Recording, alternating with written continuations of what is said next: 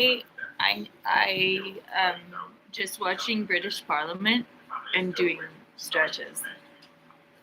This is my walker because my back hurts really bad and my knees sometimes. But I took some diclofenac, which is, I have to say, amazing. Lady, a sports medicine chick, gave me that for my bad knees, and it helps with a lot of things like my bad neck muscle, neck problems. I don't know if I like that, but I kind of like the sparkles. That's where I see music. So, I don't know. I don't know about this shot. Maybe I want it like that. Should just crank up the volume. There's a good court case down in the courthouse. I'm letting them pick out a jury because, that's the most boring part. Well, it's actually kind of the most fun and the most boring because you get to meet all these cool people and find out about their real lives. And I'm doing this. And I've got the TV here in the kitchen. And I love and I think there's a big debate that happens probably midway. It was going to be like British time, roughly 12:30 or something. We will. And it's about the justice system background. I'm so excited. But I want to watch the whole 5-hour thing. Well, thank you, Mr. Speaker. But that means I'll miss the reckless driving time. So I'm to kind of deter and disrupt the perpetrators of malicious cyber activity and to hold them to account. And just last month, the UK, along with the US and Australia, sanctioned Medialand, a major Russian cybercrime syndicate which enabled ransomware and phishing attacks against UK businesses, underscoring our commitment to tackling illicit cyber activity. Thank you, Mr. Speaker. The last year has seen cyber attacks on some of our biggest household names, including Jaguar Land Rover, putting jobs and livelihoods in my constituency of North Warwickshire and Bedford at risk. What action is the Minister taking with the UK's partners overseas to tackle this growing threat both in our country and I kind of throughout want you to the be able world? to see it, but I also want you to be able to Mr. see Speaker, she raised a crucially important issue on so you behalf get an of idea the of the kinds of constituents things and you need to incidents do like the to attack on feel Jaguar Land Rover serve as a stark reminder of the cyber threat is not just an abstract concept, it's one that has real-world costs, and we're working I've been closely doing with searching international for 2 partners, hours. and that includes Didn't really being a cut founding the member edge of off the my Counter-Ransomware Initiative, which in But October like a lot led the of that. supply chain resilience guidance endorsed by 67 countries, and we're working closely with other partners through the UN and other bodies. I might need to put Thank on you, some Mr. different Speaker. In the pants. past 12 months, I think I nationally do. significant cyber incidents have doubled, and as the Minister will know, many backed by hostile foreign states. Now, the National Cyber Force are clear that offensive cyber operations play a part in ensuring our national security. So, given the environment where our adversaries are cooperating, George I also, Daughter. Minister, continue George's daughter. deepening our cooperation with our Five Eyes partners Like in this my domain. my Not favourite least because I know belongings. firsthand how much I they love value the the cars particular family. capabilities that the Oh, UK how brings did to bear in this area. Well, this has been before the Prime Minister is absolutely right to raise this issue, and the level of hostile state activity is significant and it's growing, and that's why we're working closely with international partners. We provided almost 30 million in support for international cybersecurity capacity building, including for Ukraine, but also working with other partners, and we're also working on issues such as sanctions. We sanctions 26 cyber criminals, 4 entities linked to malicious cyber activity, and 16 Russian military intelligence officers, including an attribution of cyber units within the GRU. So our cooperation with Five Eyes partners and others is absolutely crucial. Thank you very much, Mr. Speaker. The whole House and country should rightly be concerned about You're cyber gonna see attacks. this. You're gonna like. From malign cyber activity directed at MPs No, by the I Electoral gave it Commission, up to my friends, Chinese but they didn't want it. linked to global malicious cyber So I got it campaigns. back. So when is this government going to stand up to China and address this threat? Can the Minister tell the House when they will send a strong message to the Chinese Communist Party by blocking their super embassy application, and finally place China on the enhanced tier of the Foreign Influence Registration Scheme? Minister. Well, Mr. Speaker, I've been very clear about just how seriously we take the activity in the cyber domain from different states, and significantly growing, as I pointed out. We're working closely with international partners. You'll understand I won't go into the detail of all of our work on that, but I do want to commend the work of our National Cybersecurity Centre and the work that's done with businesses and individuals, and indeed this place, Mr. Speaker, to ensure our resilience is in place. And we're going to continue to work with international partners to counter these threats. Prime Leader. Question 3, Mr. Speaker.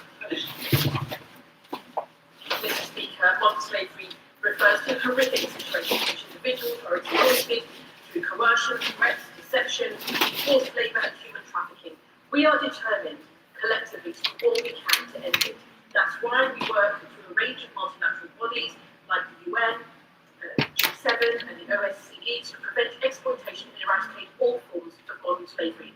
We convened international partners earlier this year to agree how we can work better together to address modern slavery in global supply chains and a guiding set of principles for doing Thanks, Speaker. As Chair of the All-Party Parliamentary Group for International Trade and Investment, I've heard firsthand how new technology is making it easier to track the supply chain risk. So, what is the Minister doing to support better monitoring and data sharing with our international partners to ensure we identify forced labour use at source in countries that support the UK economy? Mr. Speaker, my honourable friend is right to raise this. We are clear that no company in the UK should have forced labour in its supply chain. We work with our partners to promote the role that new technologies can play in reducing forced labour risks in supply chains.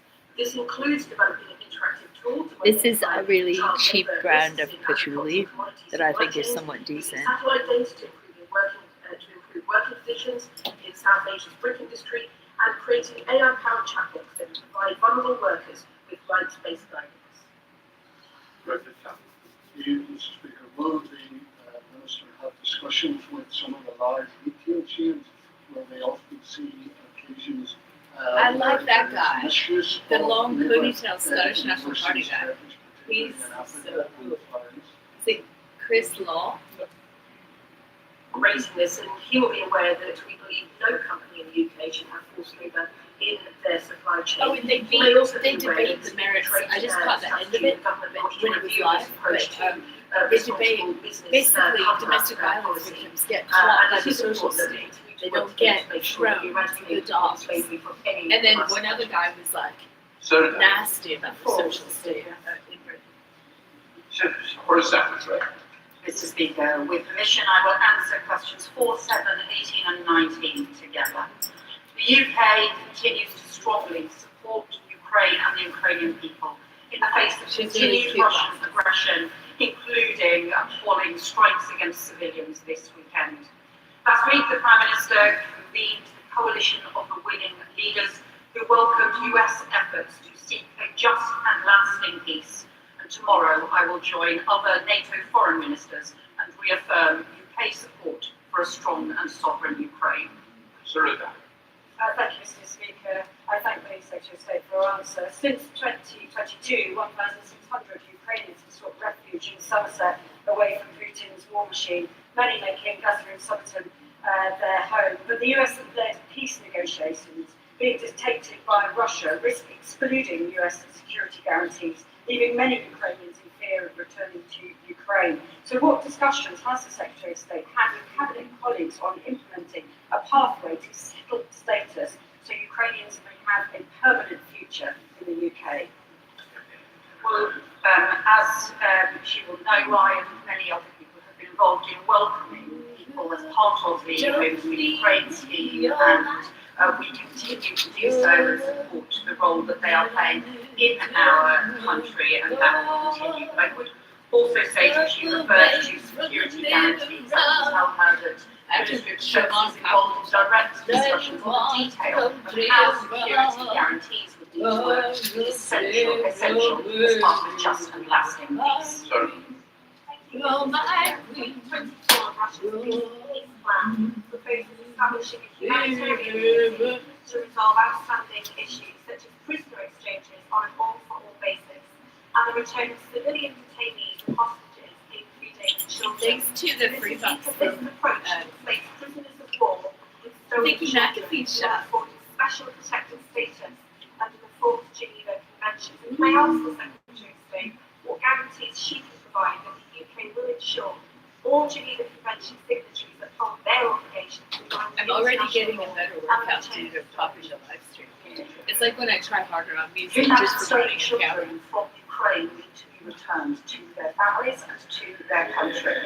That is an essential I have been stretching thing that since must 7. happen and is unconditional. And I on just took the anything diclofenac else. for UK that. is continuing to support support Ukraine and other countries that work to trace and identify where children are, and including direct work which has helped identify locations of 600 stolen Check this children. out. I have vegan created. I finally am a person created. I'm gonna see if it works. Continue excellent work to marshal the coalition of the willing in support of Ukraine. Would she agree with me that in any peace agreement arrived at in the future, the key Ukrainian red lines need to be defended?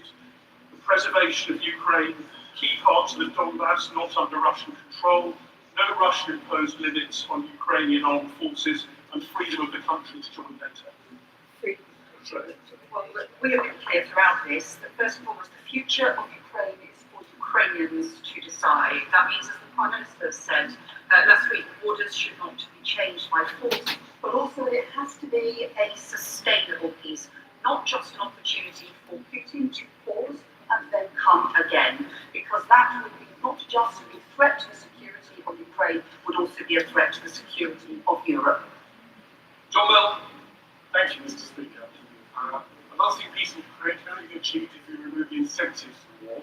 However, President Trump's initial peace plan, badly translated as it was from the Russian, included such measures as a dramatic cut in Ukrainian army manpower, the surrender of key fortress positions, a pledge never to join NATO, and an open door to Russian propaganda across the whole of Ukraine.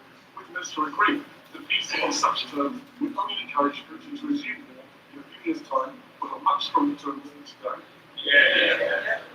Well, I think the Prime Minister addressed some of these points last week. There were initial proposals that were published, as the Prime Minister Also, said. it's Some of on the those, listing for the were trial, clearly it doesn't list who the unacceptable, prosecutor and is. considerable So, discussion since then, but it does including list David the Beale, and I've never and seen him the do a US, between defense the US in a full and trial. those So discussions he's a cool dude, though, and he seems very nice. He was a Ukraine. whistleblower in And Lincoln the County. important issue about the lasting peace is it cannot simply be an opportunity for Putin to continue his aggression. Oh, damn it, I just put after patchouli a on. pause, That's and stupid. that is why security guarantees, that is also why the lasting peace arrangements are so crucial. Everyone wants to see peace. It has to be lasting. Thank you, Mr. Speaker. President Putin has proposed that Russia assume sovereignty of Crimea, Donetsk and Luhansk as part of any so-called final peace settlement with Ukraine, which would carry profound consequences for the 1.6 million children who are currently living under Russian occupation in those regions. But the evidence is clear that Russia has pursued a sustained, systematic policy of indoctrination, militarization and forced deportation of Ukrainian children. So does my right honourable friend agree that accepting that proposal would risk permanently stripping those children of their legal protections, erasing their Ukrainian identity in direct violation of the 4th Geneva Convention and the most basic principles of international humanitarian law? Well, my honourable friend is right to champion Ukrainian children, and can I commend the work she has continually done to be a voice for children in Ukraine. She is right to highlight the horrendous breaches of the principles underpinning the UN Charter by Russia repeatedly throughout this conflict as before, and also to recognise Russia has continually been the aggressor in this war. When everyone else has been pursuing peace, all Putin has done is escalate war, and that has continued to happen. All of us want to see an end to the war, but we have to keep the maximum pressure on Russia in order to get a lasting peace.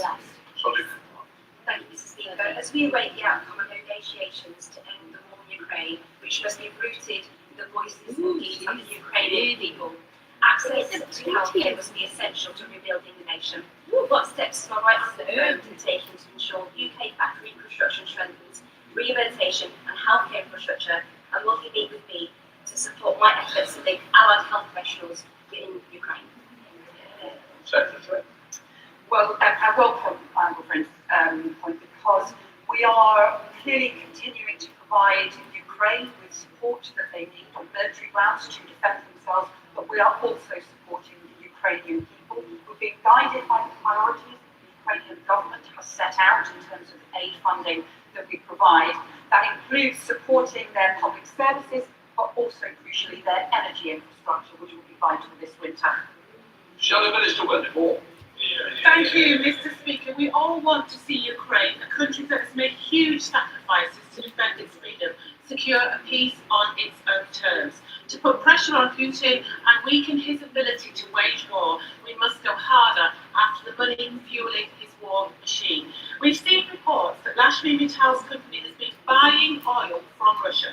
When was the government first made aware of this? And does the Minister believe that there may be grounds for sanctions?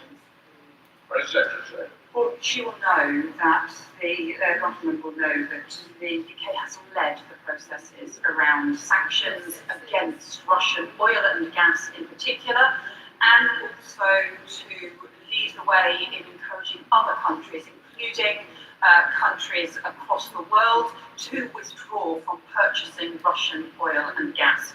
We continue to take this immensely seriously. She will know that sanctions enforcement is addressed on a case-by-case basis, but we do take both the sanctions and the need for enforcement of them immensely seriously. Speaker, I'm sorry, but it's simply not good enough for the Foreign Secretary to dismiss questions by saying sanctions are not discussed on the floor of the House. This is a man and a business that have profited by buying Russian oil, fueling Putin's illegal war. A war that has caused death and destruction in Ukraine. He may have reportedly fled Britain, but will the Foreign Secretary ensure that all his business interests are thoroughly investigated and that wider investigations are carried out to determine whether this practice is more widespread? Press Secretary. Well, again, as a former government minister, she will know both how seriously we've taken this case and how far this government has led the way on sanctions, and also how we ensure that processes around sanctions enforcement, including on Russian oil and gas, are taken extremely seriously and are implemented appropriately as well. And I would also just say that this has been critical in terms of the pressure that the US has taken as well now on Lukoil and Rosneft, as a result of which Lukoil have now been forced to seek to sell their foreign assets as a result of the pressure that we have put on. There has been no country that has led the way more than the UK in putting economic pressure on Russia. Shall the Liberal Democrats? Thank you, Mr. Speaker. Ukraine needs the support of its allies to counter Russia's threat. Yet Belgium and the ECB are holding out against the EU using frozen Russian assets to give Ukraine the funds it needs. The Wall Street Journal has reported that while discussing the original 28-point plan, Kirill Dmitriev pitched to Steve Witkoff that US firms could be the first to receive payments from those assets for lucrative contracts in Russia and Ukraine. It is time for the UK I've to show never done this international before. I'm trying to do a even fish if bone Belgium, raid. the I've ECB never done it. and the US vacillate. So will the Foreign Secretary support my bill for the UK to seize the £30 billion in frozen Russian assets held in this country and put them at Kiev's disposal for its defence? Well, we have been clear about the importance of mobilising the Russian sovereign assets in order to invest in and support Ukraine. As he will know, the proposal that has been put forward by the EU, which is one we support, is one for reparation loans based on those sovereign assets. That allows us to maintain the appropriate stability and approach to the financial markets, but also mobilise those assets to support Ukraine. The purpose of doing so is because Russia should pay for the damage that they have done. So we will continue to press for those Russian sovereign assets to be mobilised for Ukraine. Boris. Question number 5. Boris. Mr. Speaker, with permission, I will answer questions 5 and 11 together. The humanitarian situation in Gaza remains dire as winter weather draws in, while thousands of families do not have proper shelter. This weekend, after more than a year's delay, we were finally able to get UK-funded tents into Gaza through Karam Shalom, working with UNICEF. Those tents will provide critical shelter for 12,000 people.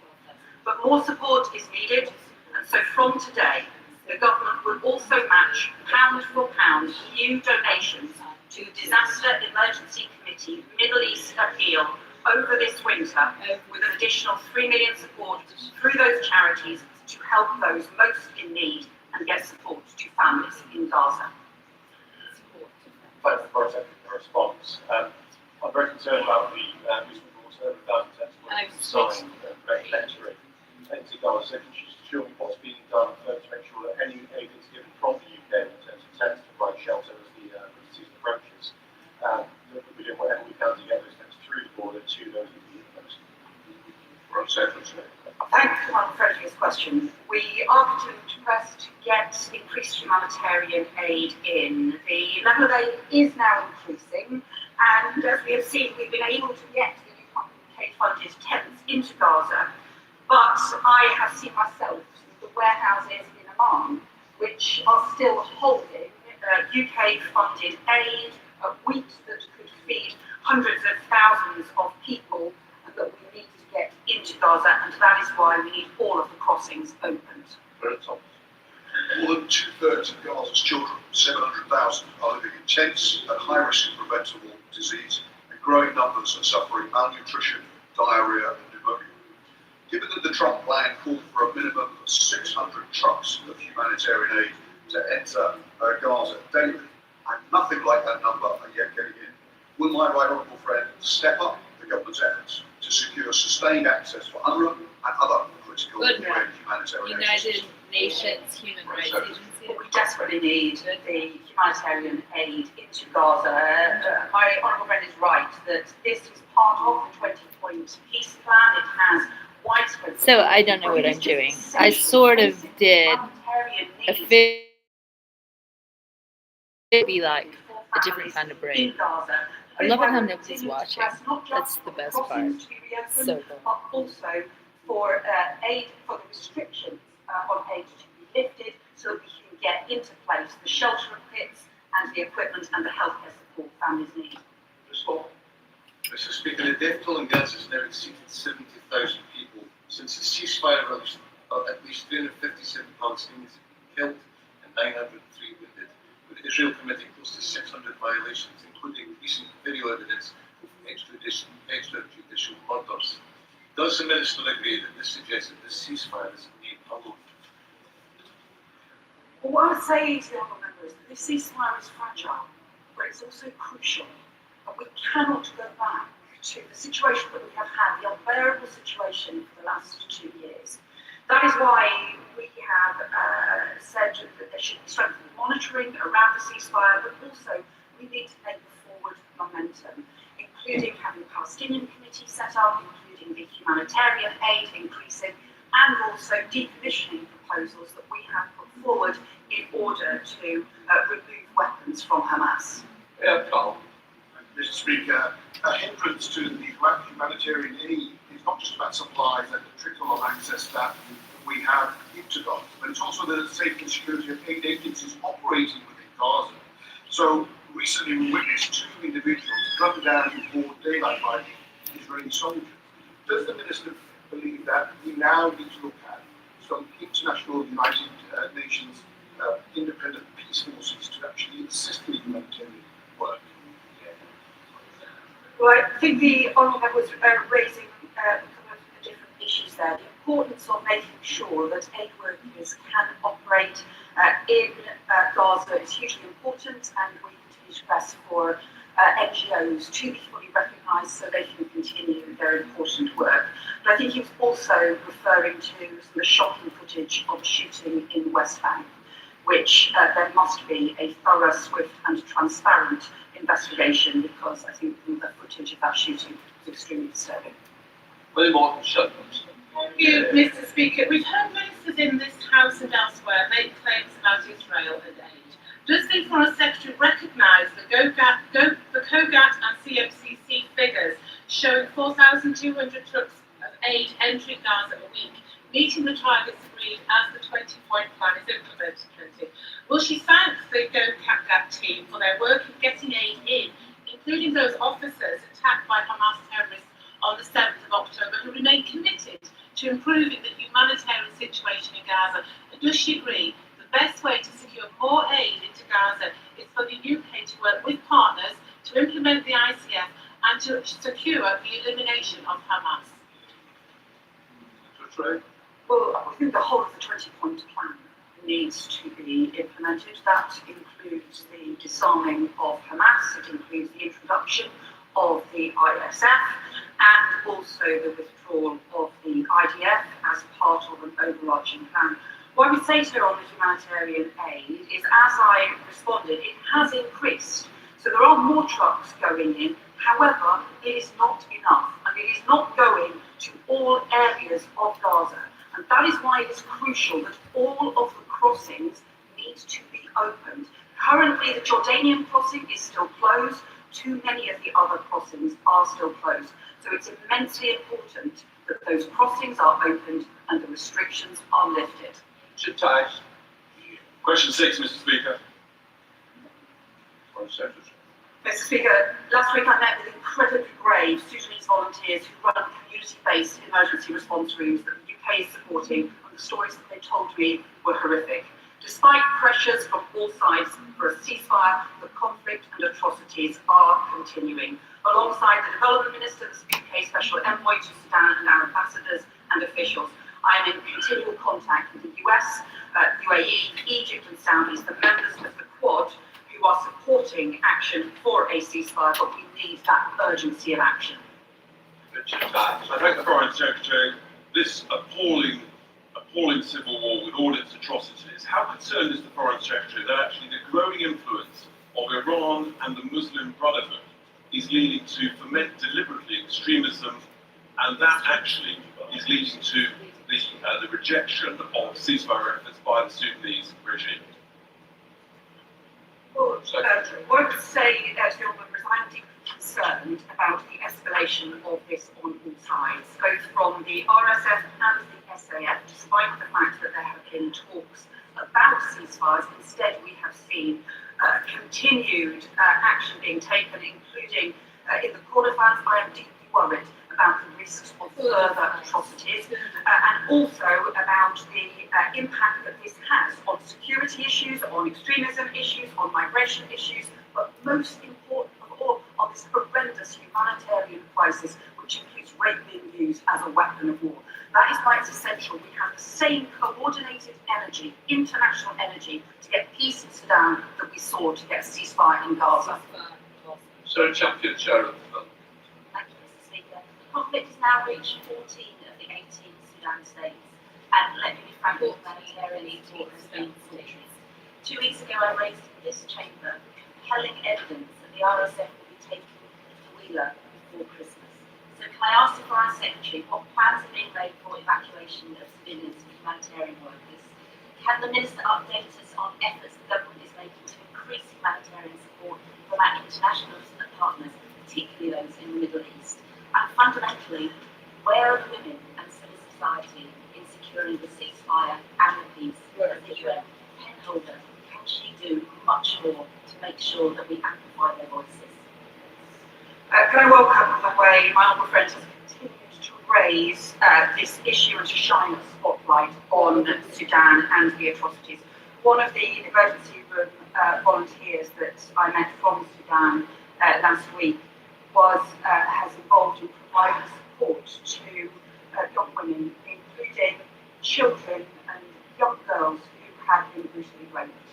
And it's horrendous what is happening, but also I have to commend the incredible bravery of those community volunteers in Sudan. Frankly, I think the international community is letting Sudan down, and we need that concerted effort.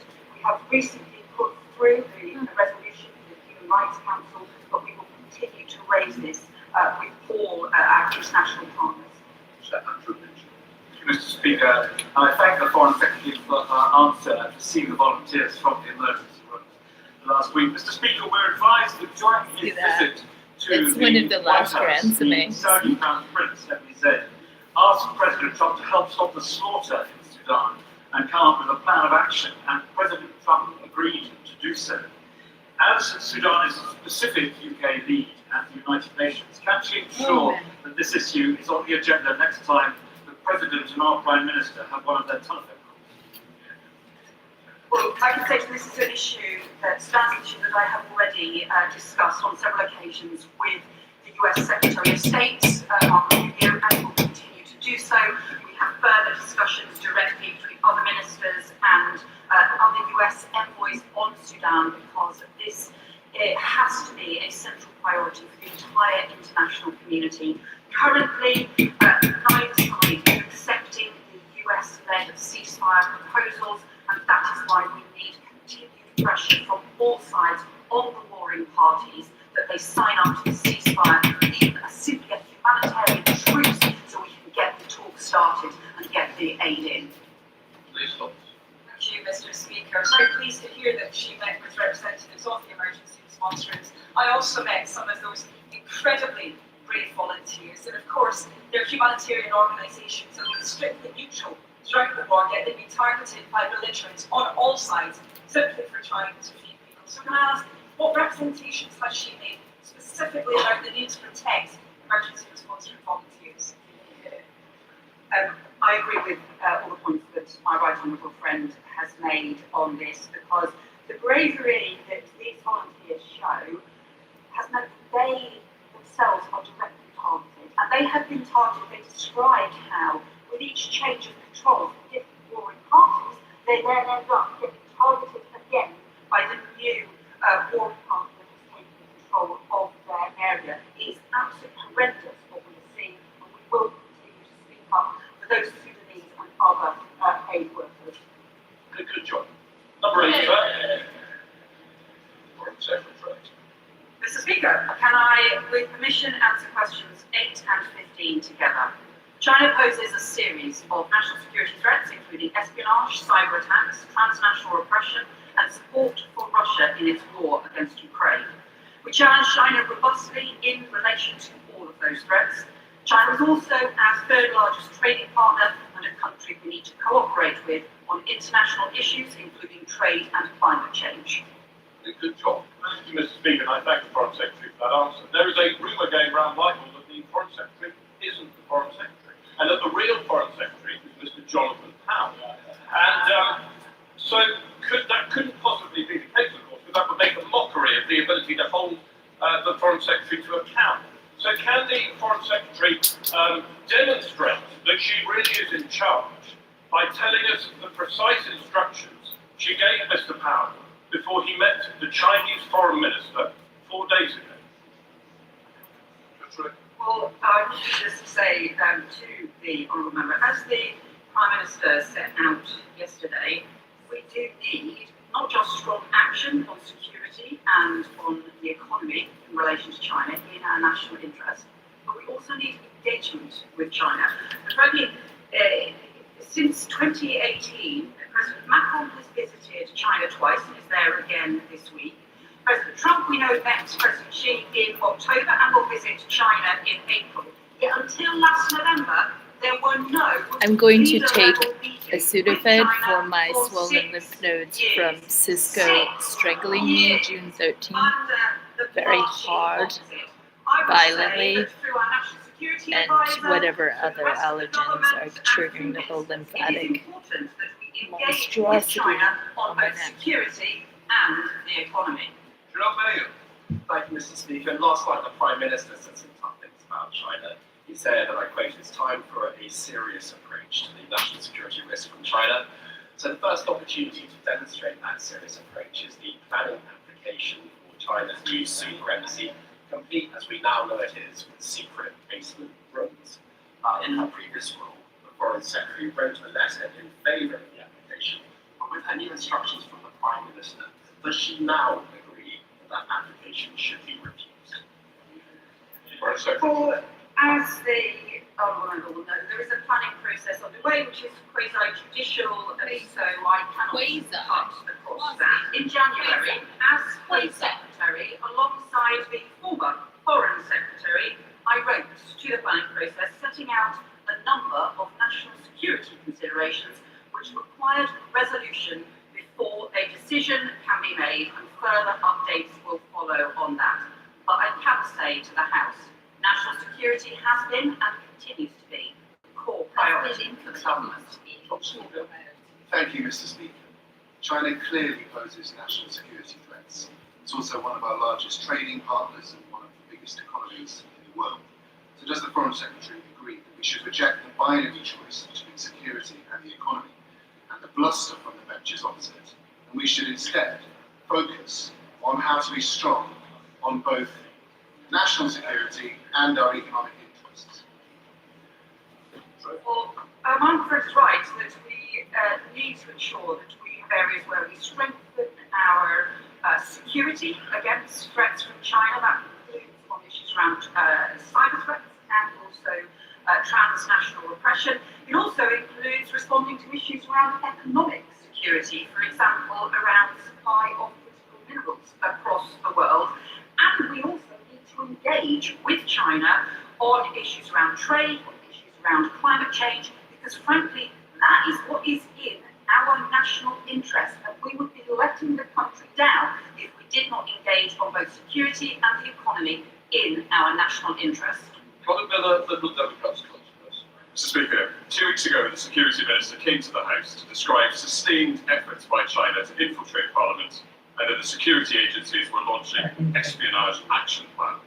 Yet when Cabinet Ministers, including the Prime Minister and today the Foreign Secretary, are asked about Beijing super embassy with its extensive underground facilities in the heart of London, they hide behind the statement that the decision is quasi-judicial. No one seriously believes this. It is the most political decision that will be taken next week. So beyond the threat to our democracy, what signal does the Foreign Secretary think an approval of the super embassy would send to Hong Kongers in this country who escape state-sponsored intimidation, only to find that this government is considering making it easier for Beijing to continue persecution in the UK?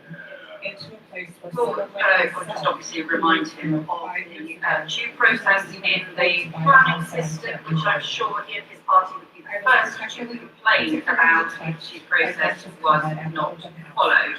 The Security Minister has set out the work he is doing to coordinate the new counter-political interference and espionage action plan, and we continue to take action through our police security services to tackle transnational repression.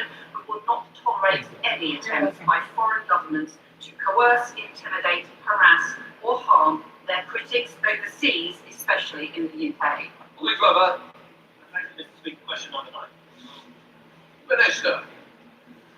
The Prime Minister raised this case with President Sisi on the 18th of November, and the Foreign Secretary has pressed for this on multiple occasions. Egyptian Foreign Minister, most recently on the 25th of November. Ms. Del Fattah must be allowed to return to the UK and be reunited with her. Thank you, Mr. Speaker. I thank the Minister for his answer, and I'm sure you'll join me in welcoming the recent release of Alaa from detention in Egypt, and join me in helping the many people who helped secure that and campaign for that over the years. This week, Alaa will miss the 14th birthday of his son, Khaled, because the Egyptian authorities are not letting him travel. So it's good to hear the engagement that the Minister described. What further steps can he and the Prime Minister take to make sure that Alaa is able to return to the UK to spend Christmas with his family?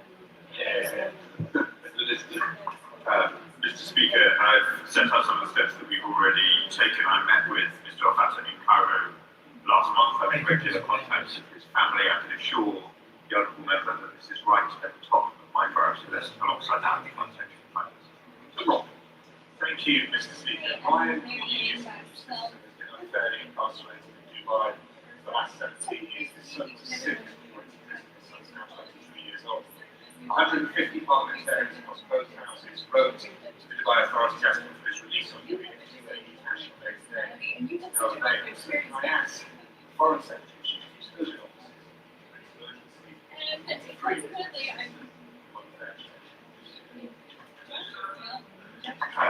Mr. Speaker, I thank my honourable friend for his doughty advocacy for Mr. Cornelius and a range of other consular cases overseas. You will know that the former Foreign Secretary has raised this case with the UAE and met with the families on the 4th of September. We will continue to provide support to the family as time goes on, and I've seen these families myself, and I'm sure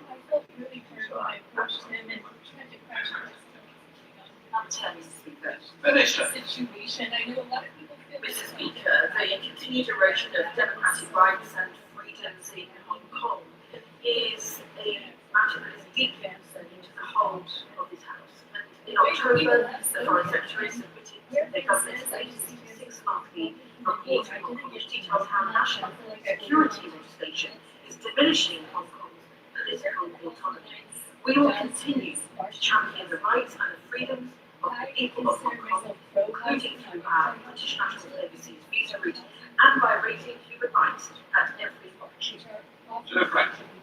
Thank the Minister for her answer. Given the marked deterioration of civil liberties and democratic freedoms in Hong Kong since the introduction of national security law, will the Minister outline what specific steps the government is taking to support those affected by these abuses both here in the UK and abroad?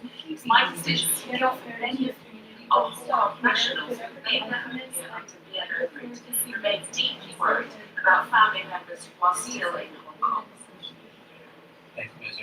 I thank the Honourable Member for her question, and indeed, we will not tolerate any attempts by foreign governments to coerce or intimidate or harass or harm their critics, indeed in the UK or overseas. But UK ministers have raised concerns directly with Hong Kong and Chinese officials in relation to what is happening in Hong Kong, and we will continue to do so. It is indeed the case that such actions are also damaging to Hong Kong's reputation as an open and international city.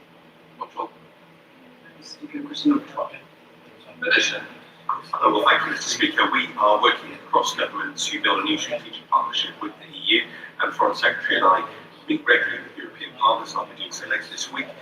Last month, I joined the Foreign Secretary and the Defence Secretary for the first foreign and security policy dialogue with EU High Representative Callas, and are key to building this partnership and delivering what British people want on growth, cost of living, on security, and on actions against regular migration. Mr. Speaker, with growing Chinese espionage, with Russian aggression on the European continent, and with British presence in the United States, it's more important than ever that we deepen our security cooperation with our European allies. So can I ask the Minister explicitly whether he recognises validly that the UK's deepest possible position and participation in the EU safety is vital to common European security, and I can ask what he has done along with the government to try and restart and prompt the restart of the negotiations and planning for a time. Of course, Mr. Speaker, our security and defence partnership is broad, and the UK has discussions with the EU on safe and good faith, recognising mutual strategic interest and a continued commitment, and we were clear with the EU that we were prepared to make a fair financial contribution and reflecting the potential for a mutually beneficial relationship for the taxpayer. But we've also always said we won't sign deals less than genuinely the national interest, and this is the deal on offer from the EU. Don't pass that test, but I'm absolutely confident that our wider defence and industrial relationships are not affected. In fact, if you look at whether it's the deal on frigates with Norway, whether it's the $8 billion agreement with Turkey for the purchase of 20 Typhoon jets, our joint agreement with Germany, or export campaigns in relation to Fox armored vehicles, very much represent the very best of European defence industrial cooperation. The new. Many charges for 2.5 years. He's done some recovery work, and he's really doing great. I went with him to court. I heard that it was a double. So I actually thought we might get kicked out of the courthouse not because we were going to thank you so much to the defense team. There are really amazing cause. It was really great to be on such a project with great medicine and social services. Well, Mr. Speaker, she has always been a very, very strong advocate for the steel industry, and I think that we are absolutely committed to defending our steel industry. We're seeking urgent clarification from the Commission on its proposals, and we need to find a bilateral solution, and any EU measures must of course be consistent with the GCA, but uphold certain commitments and indeed our rules of framework obligations. Brilliant. Please, Mr. Speaker. Mr. Speaker, the UK does not currently deliver direct humanitarian assistance in Pakistan missions such as administered Kashmir or India, Indian administered Kashmir, but we continue to monitor the humanitarian situation as we do elsewhere in the region. Stoke-on-Trent is home to one of the largest Kashmiri communities in the UK, and many of my constituents are deeply worried by the continuing restrictions on civil liberties, arbitrary detentions, and the ongoing denial of meaningful political determination in Jammu and Kashmir. Will the Minister please set out what specific human rights and self-determination concerns the UK has raised with the Indian government, and what tangible progress my constituents can expect from its press? Keep a pure heart. Oh, hey, I made my bootlegs. Yay, thank you to the city for putting them up. The green lipstick was freedom of assembly and expression and peaceful political protest. We have consistently emphasised that any human rights violations should be fully investigated in line with international human rights law. We continue to monitor human rights issues and, when we have concerns, raise these with the government. 90-day dismissal for community restoration, aid and assist docket, lost more life. Christians in Kashmir face harassment, social pressure, threats, discrimination, surveillance, and sometimes violence. So what steps is the Minister taking in conjunction with international counterparts to support the promotion of faith, especially Christianity, in Kashmir? Mr. Speaker, we will always continue to champion the freedom of religion and belief across the world, and he will also know that we consistently raise. Shout out to the awesome filing of Clark Fry. Shout out to the Oregon Legislature for helping people move on with their lives and streamlining Mr. Speaker, against I send my frivolous, condolences and excessive those of the cases. government to all those who have lost loved ones in Thanks the deadly to storms the in aid and India, assist Indonesia, for Malaysia, Sri helping Lanka, Thailand, people and be Vietnam. recognized Many have lost for their homes health and challenges, livelihoods. for I their want health to praise challenges, the and emergency shout out to responders who have Lifeboat worked for tirelessly saying and we committed don't feed to helping those Mary affected, despite often at great numerous personal protected risk. classes. In response As to requests for whistleblower, support as a which we've already queer, received, the as a UK is domestic providing violence survivor, £675,000 shout to out address immediate humanitarian needs in Sri to Lanka and has contributed £800,000 in response to the multiple typhoons that have struck Vietnam. The UK is closely monitoring the situation and stands ready to provide further support as needed. Thank you, Mr. Speaker. I start by associating myself with the Foreign Secretary's comments there. The UK has shown global leadership over many years on international climate finance, both in terms of the $11.6 billion over the 5 years to 2026, and in encouraging other major nations to recognise their responsibility to those nations most in the firing line there from climate change. Following last week's budget, can the Foreign Secretary confirm that thanks to the Britain remains county committed to for providing that recognizing and will include inflation? more inclusive shelter models. Well, Thanks for I the can housing. tell my honourable friends that obviously the details are set out as part of the budget for the future financial issues, but we will continue to take action around international climate finance and support for dealing with these issues. Andrew Rosendale, Shadow Minister. Thank you, Mr. Speaker. Last month, the government buckled under pressure over its lack of consultation with the Chagosian people on the shameful handover of sovereign British territory to Mauritius. So, if this process is genuinely intended to inform policy, what steps will the Minister take to ensure that the views expressed to the Lords Committee are free from external interference? And how will its findings actually inform the government's decision on the future of the Chagos Islands? Minister. Norma Mr. Speaker, Hernandez, Government voice Davis for International Relations and Latino Defence Committee are engaging a wide range of GRC to investigate the views on the implications of the treaty and will produce a report before Christmas. And we have seen no evidence of Russian interference. It's very important to recognise the wide range of views in the Chagosian community, and I very much look forward to reading the IRDC report when it's released. Ross, nobody's going to check they're actually Chagosians taking part in that consultation, Mr. Speaker, and not outsiders. Anyway, let's try something else. Given last week's report that the Chancellor had a or Josh £4 billion Thompson for surplus City rather than Council the £20 billion deficit as previously suggested, will the Minister explain why the government is pressing ahead with this eye-watering, expensive £35 billion gift of British sovereign territory to Mauritius? Wouldn't scrapping this atrocious deal be a better way to help the Minister's friend, the Chancellor, restore fiscal credibility and save British taxpayers' money? Minister. Well, Mr. Speaker, no matter how many times he gets up in this place and tries to make wild claims about the cost of this deal, it doesn't make them any more correct. I've been very clear on multiple occasions about the cost of this deal. We will not screw when it comes to the national security of this country. This base is crucial to the security of ourselves and our allies, and we set out the costs very clearly.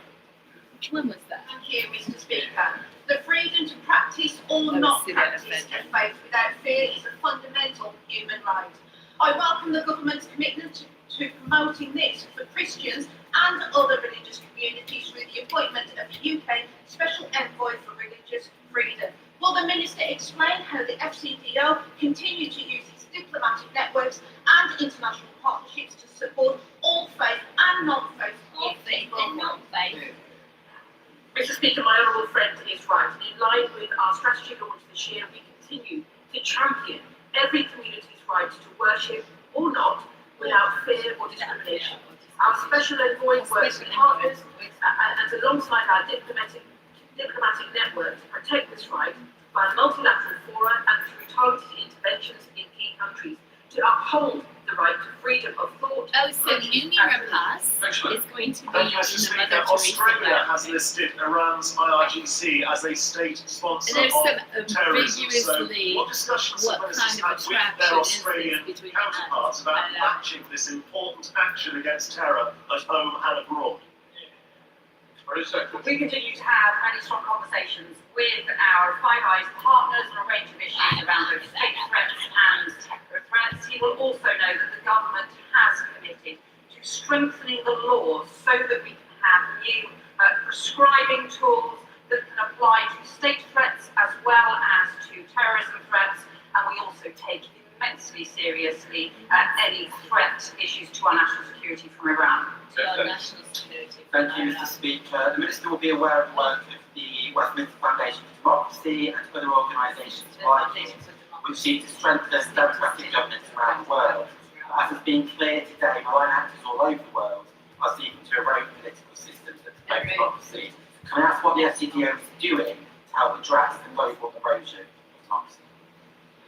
We raised a crucial point, and we work closely with our partners on this issue and support democratic institutions and values, including through the Westminster Foundation for Democracy. We've got election observation, champion media freedom, provide leadership in different forums, and we are going to be setting this as a key priority as incoming co-chair of the Open Government Partnership. Zoe Franklin. President Trump is directing increasingly aggressive and lethal military actions against Venezuela. Actually, the experts are warning about extrajudicial killings.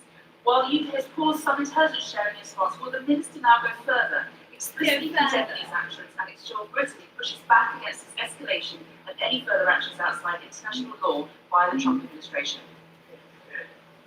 Well, the government will know that we always support international law and the upholding of international law. There have been reports overnight which we don't know the full details of, but the UK is not involved in those operations. More widely, the UK does not accept the legitimacy of the administration put in place by Nicolas Maduro following the 2024 election, and we support a negotiated transition in Venezuela. Mr. Speaker, my constituent has expressed deep concern for his family and friends in Syria who belong to a minority ethnic group. He's seeking reassurance. What steps is the Secretary of State taking to ensure all minority communities in Syria are protected? Minister.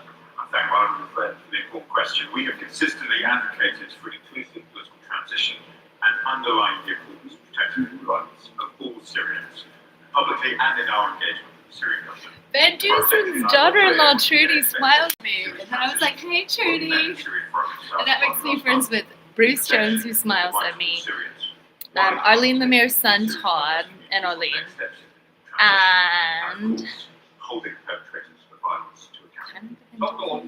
Thank you, Mr. Speaker. Last month, I met with Lucia Jory and opened his exhibit, Surviving Heaven, at Harrogate District Amnesty International event at Griffin Cathedral. Given the continued use of arbitrary detention and state-sponsored kidnapping and hostage-taking by Iran, what steps are this government taking to strengthen protections for British nationals when abroad? Mr. Speaker, I am familiar with the case that the honourable member mentions. Indeed, at all the other detention cases in Iran, we are working to ensure that those individuals have full access to consular assistance where they need it, as indeed British nationals do across the world. Mr. Speaker, as we know, our ODA budget is currently reduced below 10%. Given the continuing need to improve global health, not just guarantee our own health security, would the Minister meet myself and other concerned colleagues to discuss how best to continue to protect life-saving health programmes and the work of women and girls she has so good. They spin Hi, nicely. I'm on with very happy to meet with her. The UK will continue to centre women and girls in everything that we do internationally, from our diplomacy to our development work. We will mainstream gender across the department's work to ensure we deliver maximum impact. We are retaining our own target for gender equality and will share an update on further measures to strengthen our approach to mainstreaming in due course. Orlando. Thank you, Mr. Speaker. There were concerning reports prior to talks last week with leaders of the British Overseas Territories that the government was planning to cave into pressure from the British Virgin Islands, the epicentre of billions of pounds of tax evasion, and allow it to restrict public access to a register of company share ownership.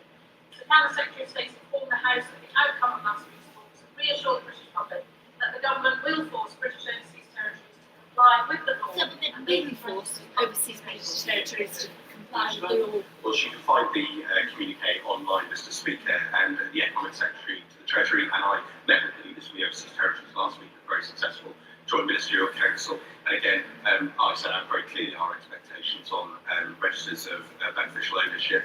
But I would point out that all OTs and financial centres have committed to upholding international tax standards, including those on tax transparency, exchange of information, as well as base erosion and profit sharing.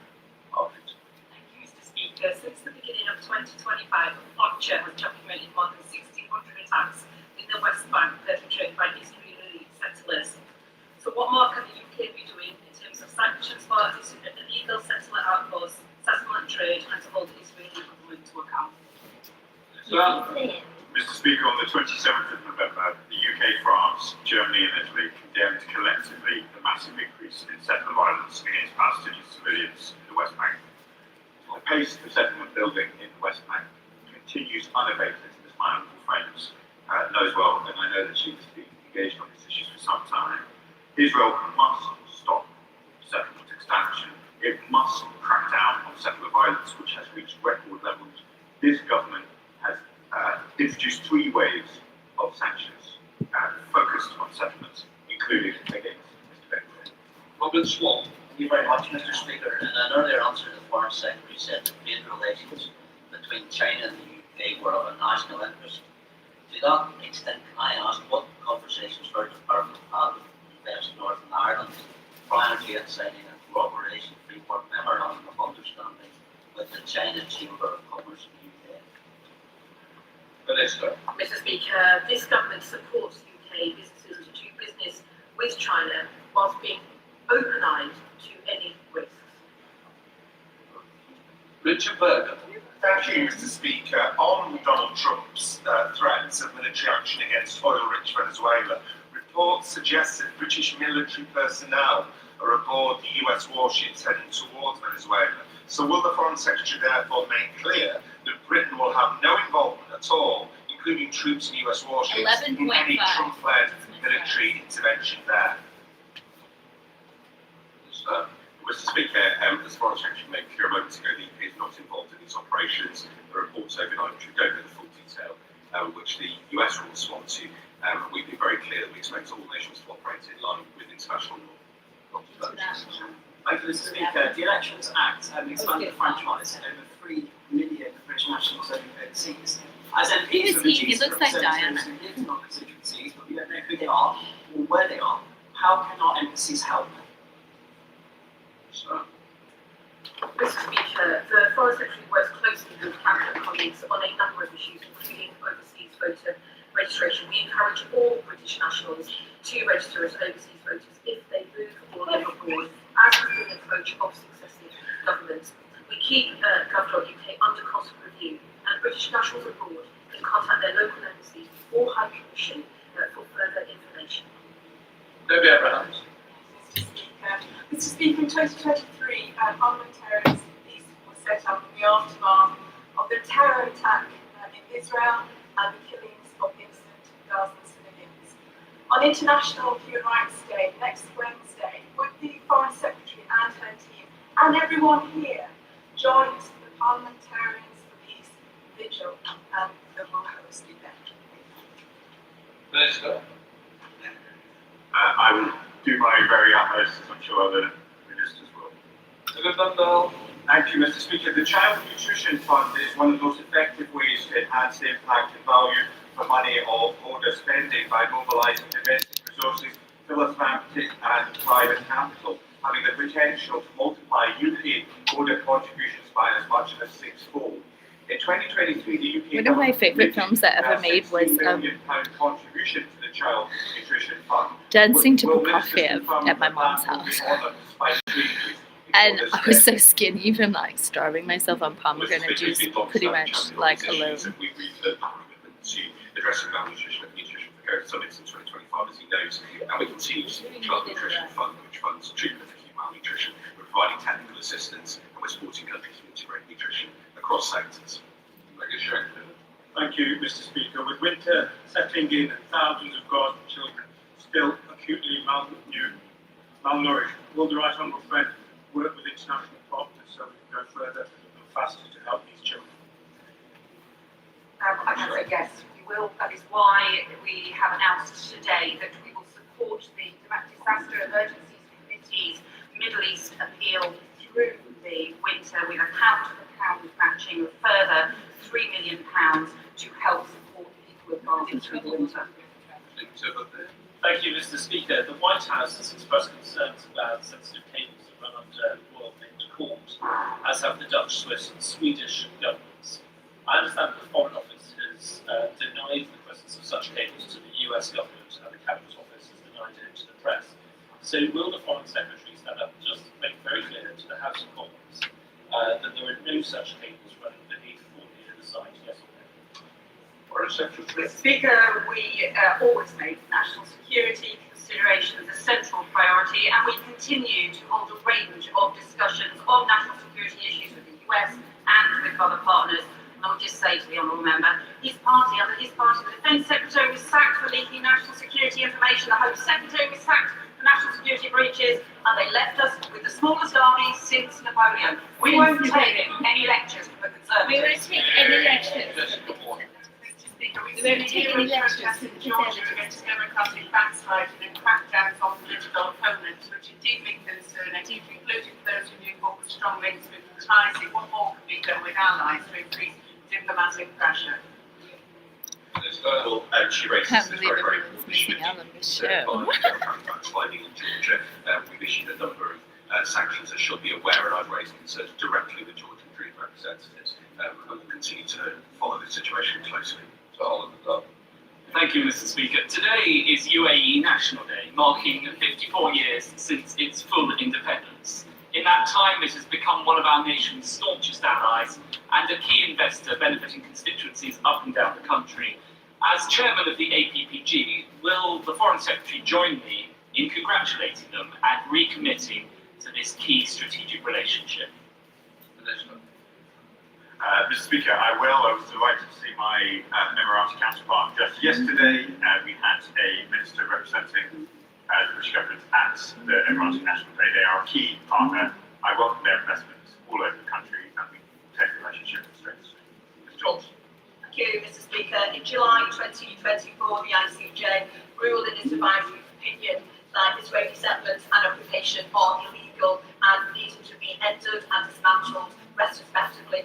So can the Minister explain why, after 17 months, the UK government still hasn't responded to the ICJ advisory opinion?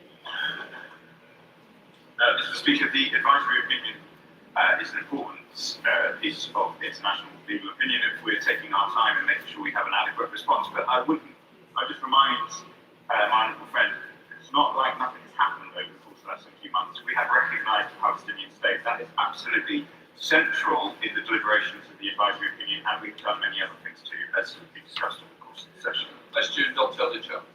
Thank you, Mr. Speaker. What action will the UK government take as a consequence of Israel's flagrant violation of international law in establishing and expanding settlements?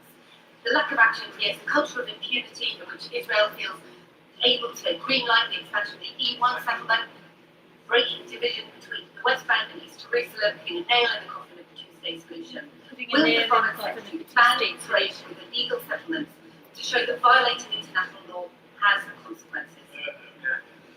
Mr. Speaker, from this dispatch box, we have announced 3 waves of sanctions, including on Mr. Ben-Gvir and Mr. Smotrich. I have discussed with the Honourable Lady the questions around trade on a number of occasions. Any trade with settlements does not benefit from the trade arrangements in place with Green Line Israel. We continue to take steps to ensure that that regime is being enforced in full, and we continue to look at these issues very carefully.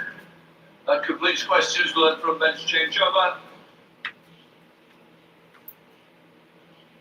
Why is it going to come?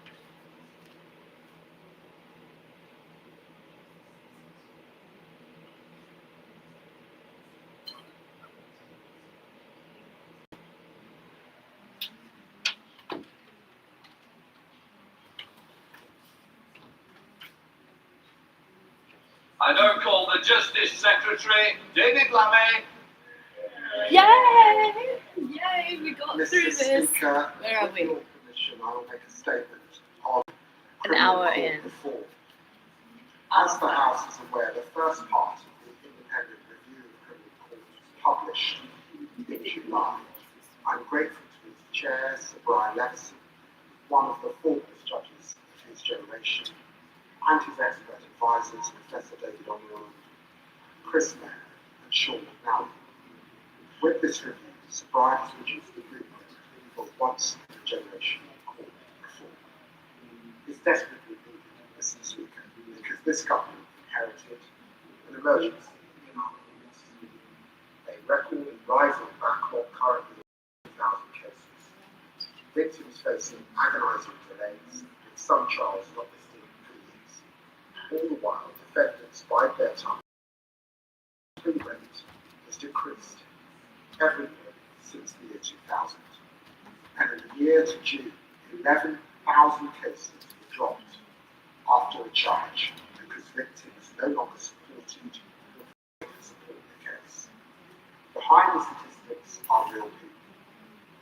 Katie was repeatedly abused by her partner. She reported it to police in 2017, but then had a very 6-year wait for justice. During this time, she lost her job due to her mental health deterioration. She became increasingly isolated, lived in fear, and lost faith in the court system.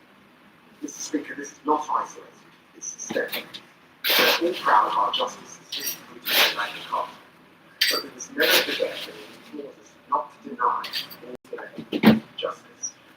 When victims are left waiting for So if I did go to court, I was going to go at 11 and completely miss voir dire, maybe even opening, which is not good to miss openings. You have to suffer through voir dire, which means jury selection, viewing of the potential jurors, voir dire. I believe voir is panel, voir. It's French. Why did they put so much French in law? and funding for a record number of city days in our crown. 6-year wait, eh? Did you hear that? A 6-year wait. Charming, eh? Today I can announce up to £34 million per year in additional funding for criminal legal aid applicants to recognise the vital support that they give to those navigating the system. I will also accept Sir Brian's recommendation to match fund a number of pupilages in the criminal area to open a career in the criminal bar to more young people across society. Yay! Yay! Get more lawyers, guys, if you want to have jury trials. Yay! Go Lammy! Unprecedented legal certainty in the system. I'm clear the sitting days of the Crown Court and Magistrates' Courts must continue to rise, and my ambition is to continue breaking records by the end of this Parliament. But as Sir Brian has made clear, the investment is not enough. The caseload is projected to reach 100,000 by 2028, and without fundamental change, Stop doing crimes, peeps. meaning justice will be denied to all victims and trust in the system will collapse. Mr. Speaker, to avoid that disaster, I will follow Sir Brian's bold blueprint for change. First, I will create new swift courts within the Crown Court, with a judge alone deciding verdicts in trial and either way cases. Either way. Sentence of 3 years or less. As Sir Brian recommended. No jury rights. If Sir it's Brian a 3-year estimates punishment. that they will deliver justice at least 20% faster than jury trials. Faster, Whilst jury but- deliberations remain confidential, judges provide reasoning for their verdicts in open court. We would call it a bench trial, they're calling it an either or. Sir Brian also proposes restricting defendants' right to elect for jury trials, a practice not found widely in other Commonwealth jurisdictions. And let's be honest, it's the most stupid way to run a public service. Our well-meaning judges should hear the most serious cases, and I agree that they and the magistrates should decide where a case is heard. This will prevent defendants from gaming the system, choosing whichever court they think gives the best chance of success, and drawing out the process, hoping victims give up.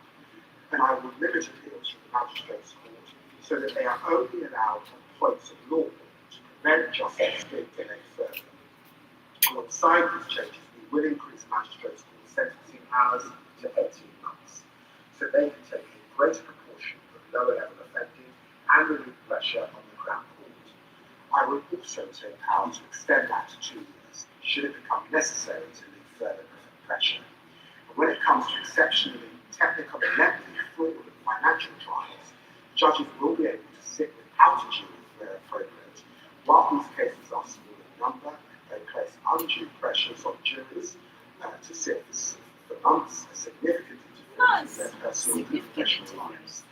These reforms are bold, Mr. Speaker, but they're necessary.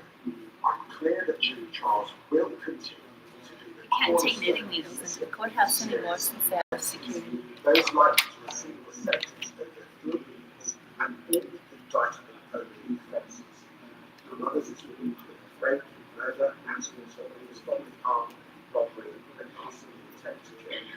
Mr. Speaker, I'd like to clear up some misconceptions that colleagues unfamiliar with this area might hold.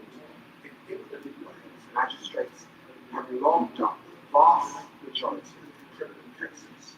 That was true in the Victorian era, it's right through to this Churchill's time, and today magistrates hear about 90% of criminal cases.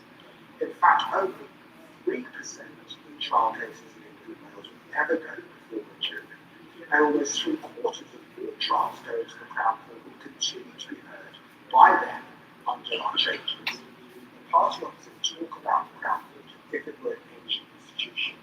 I should remind them that it was established in 1971, the year before I was born, to replace a patchwork of part-time courts unable to cope with the rising caseload. Parliament acted because the country needed a voice to command public confidence. We now face an emergency, and we must act as we will transfer my responsibilities and the right to a fair trial. We will ensure. Hi, thank you for coming on. Melissa .6798 with 2 S's and 2 A's. Hi. Go share it with your friends. Nobody's watching. I'm stretching and knitting and watching Parliament.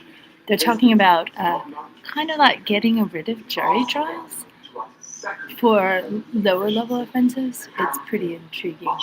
Thank you for coming. Mr. Speaker, we also continue to support victims to make sure that they have the confidence to come forward and see justice to its conclusion.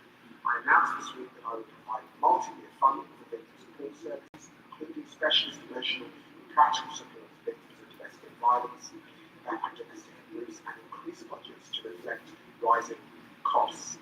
This will give providers a certainty to plan for the next 3 years. And it amounts to a total investment, a record investment in victims of £550 million, more than $1 billion, and what those victims to stay the course. Finally, we must also be honest that this is a problem that has taken years to build up. It will take years to fix. The changes I propose will require legislation that will take time to implement. Our investment will also need time to have an effect. But we are putting every possible to move to a positive direction. My ambition for the backlog to start coming down by the end of this Parliament remains, and I commend the statement. Welcome to Shudder Justice Secretary, Robert Chapman. Well, I'm glad to see that the Justice Secretary has finally come into work today. When 12 prisoners were mistakenly released after the introduction of his brilliant new checks, he didn't bother to come to Parliament to inform the country. Then when I asked his department whether it's paying compensation to terrorists in prison, he didn't show up. and when the news of his plans to scrap jury trials mysteriously emerged in the press last week, he was nowhere to be seen. Like the prisoners under his watch, he's been a man on the run.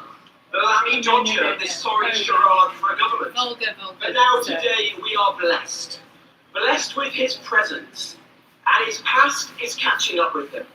Because the best opponent of the Justice Secretary's plans to curb jury trials is the Justice Secretary himself.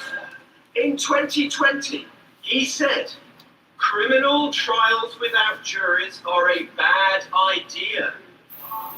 You don't fix the backlog with trials that are widely perceived as unfair.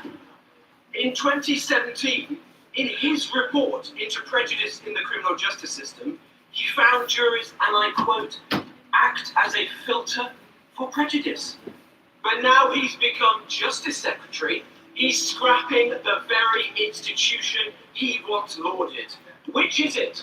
Will the real David Lammy please stand up? And it isn't just him. Who can guess which Labour MP said taking away jury trials would be a wholly draconian act? It's his junior minister. And what about this? There should be a right to trial by jury in all criminal cases. Any ideas, Mr. Speaker? Who else? It's the Prime Minister this time. Does this government have no shame? Now, yesterday the Justice Secretary boldly claimed that if the medieval barons were around today, they'd support his changes. Well, then again, English history has never been his specialist subject, has it? 800 years on from the Magna Carta, we have another unpopular leader who doesn't listen to his subjects, levies eye-watering taxes, and a state that locks people up for what they say. Well, I say, the link between British citizens and the administration of justice is as important as ever. A link that serves as a check on an occasionally overbearing state. Our ancestors did not stop bad King John, only to be undone 800 years later by this Prime Minister and his court jester. And all of this because the Justice Secretary can't manage his own department. This morning, more than 50 Crown courtrooms sit empty in England alone.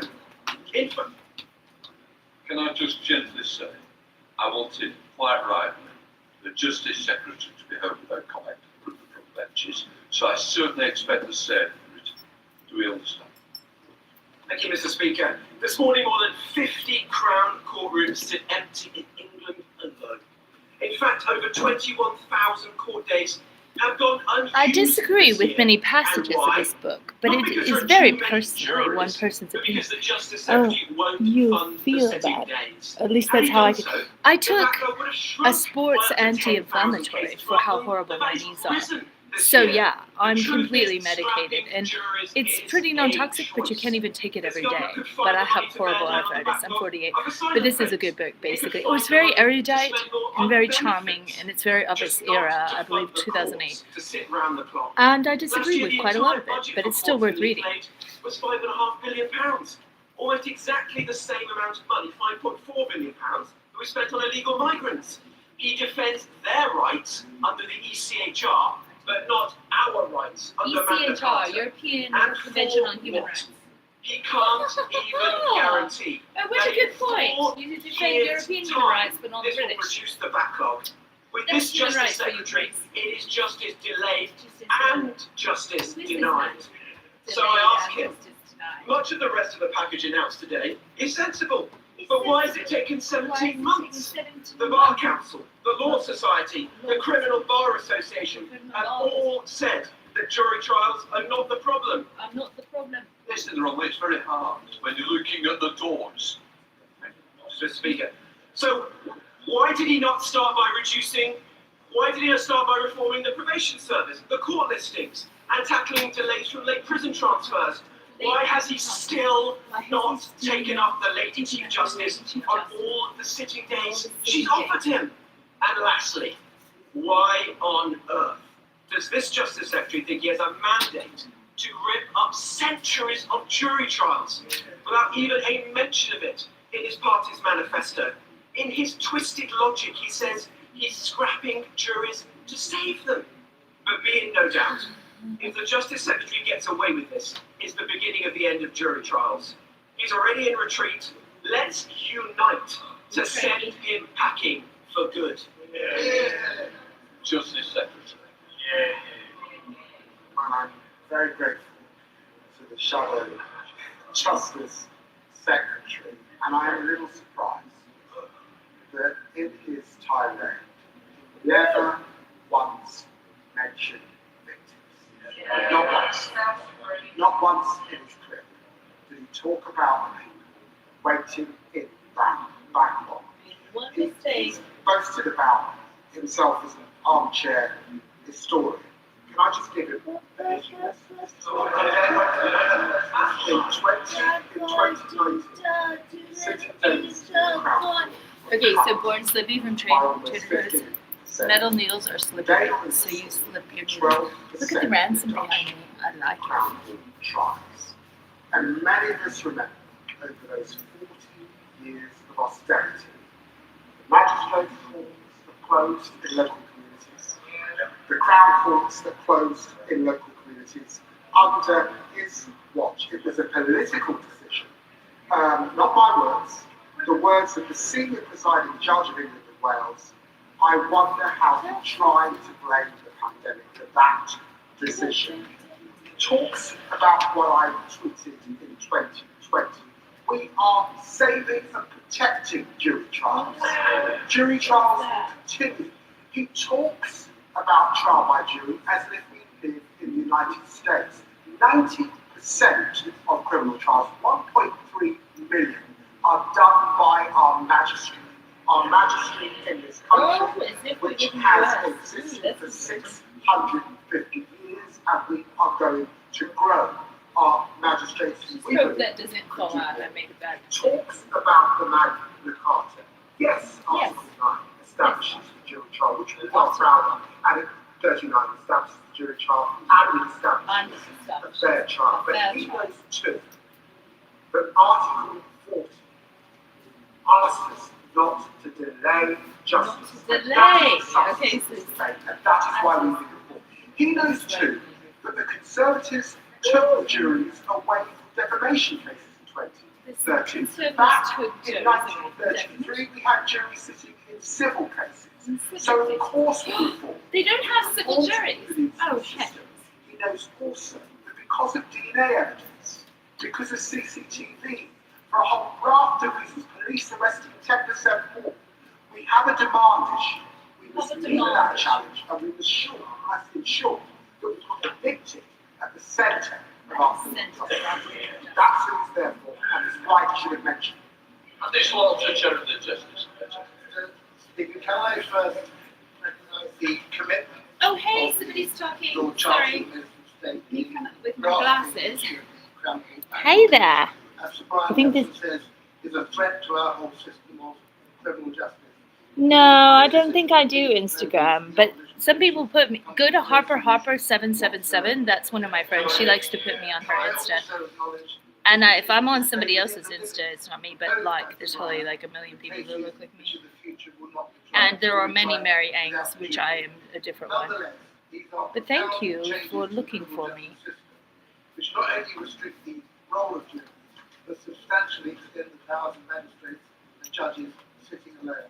Will he therefore evaluate the effects of these changes to see whether they, along with other measures such as increased investment, bring down the backlog, and whether they do so fairly, without bias, and without increasing conviction rates or sentence length? And if they do not deliver on these points, will he think again? Justice Secretary. I'm very grateful to my brother for all of his work in these areas. And yes, I can provide evaluation, which is of course very important indeed. And it's right to say too that right overestimated stuff that include 20% cost, because of course it does take time for juries to deliberate, and without the necessary conveyance of information between the barristers, the judge, and the jury, expects a system that's judge-led, or indeed that's magistrate-led, to be It would be so cool if when you comment it made a dink, because I don't have great eyes. Jess Brokefield, Liberal Democrat spokesperson.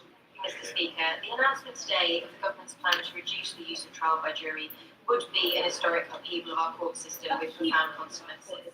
But the Justice Secretary has not stood up and argued in favour of judge-only trials on their own terms. Instead, he has made arguments that there is no alternative. That is simply not true. We have heard many within the legal profession argue that removing trial by jury is a misdirection for the multitude of problems that are actually underlying the backlog. These problems, caused by years of Conservative mismanagement, have resulted in countless wasted hours of sitting times, and victims failed time and time again. Perhaps the defendant does not arrive in court due to the broken private contracts. There is no interpreter. Maybe the witness care unit forgets to tell witnesses to attend, or key evidence isn't served until the day of trial, so the defence has no time to consider it, or there's not enough court staff to manage the security on the door, and the trial runs late. Or our crumbling court infrastructure results in no running water, a broken lift, even flooded courtrooms. So we do need a real solution to tackle these issues which plague our justice system. But instead, the Justice Secretary intends to remove a huge number of jury trials despite his own previous opposition. All while the Ministry of Justice capital budget is being cut by 3% in real terms every year. So while I absolutely welcome the £500 million investment in victims and witness support over 3 years, the total courts maintenance backlog is estimated at 1.3 billion. So can I ask the Justice Secretary, where is the investment to fix the collapsing infrastructure in the justice system? And will he consider reopening many of the Crown Courts closed under the Conservatives, including mine in Chichester? And as he confirmed to the media today, an entire jury's worth of prisoners have been released in error in recent weeks. A jury's worth of prisoners by a jury. Such an extreme and radical reform when they're not even getting the basics right. Justice Secretary. I'm very grateful to the right honourable lady. She mentions a range of issues which are important to ensure that across our 80 or so courts and 500 courtrooms that they're working effectively, and that's why we've asked Sir Brian Lepson to look at efficiency as part 2 of his review, because we do need not just our courts, but Crown Prosecution, our police, working together at a regional level to deliver that improvement.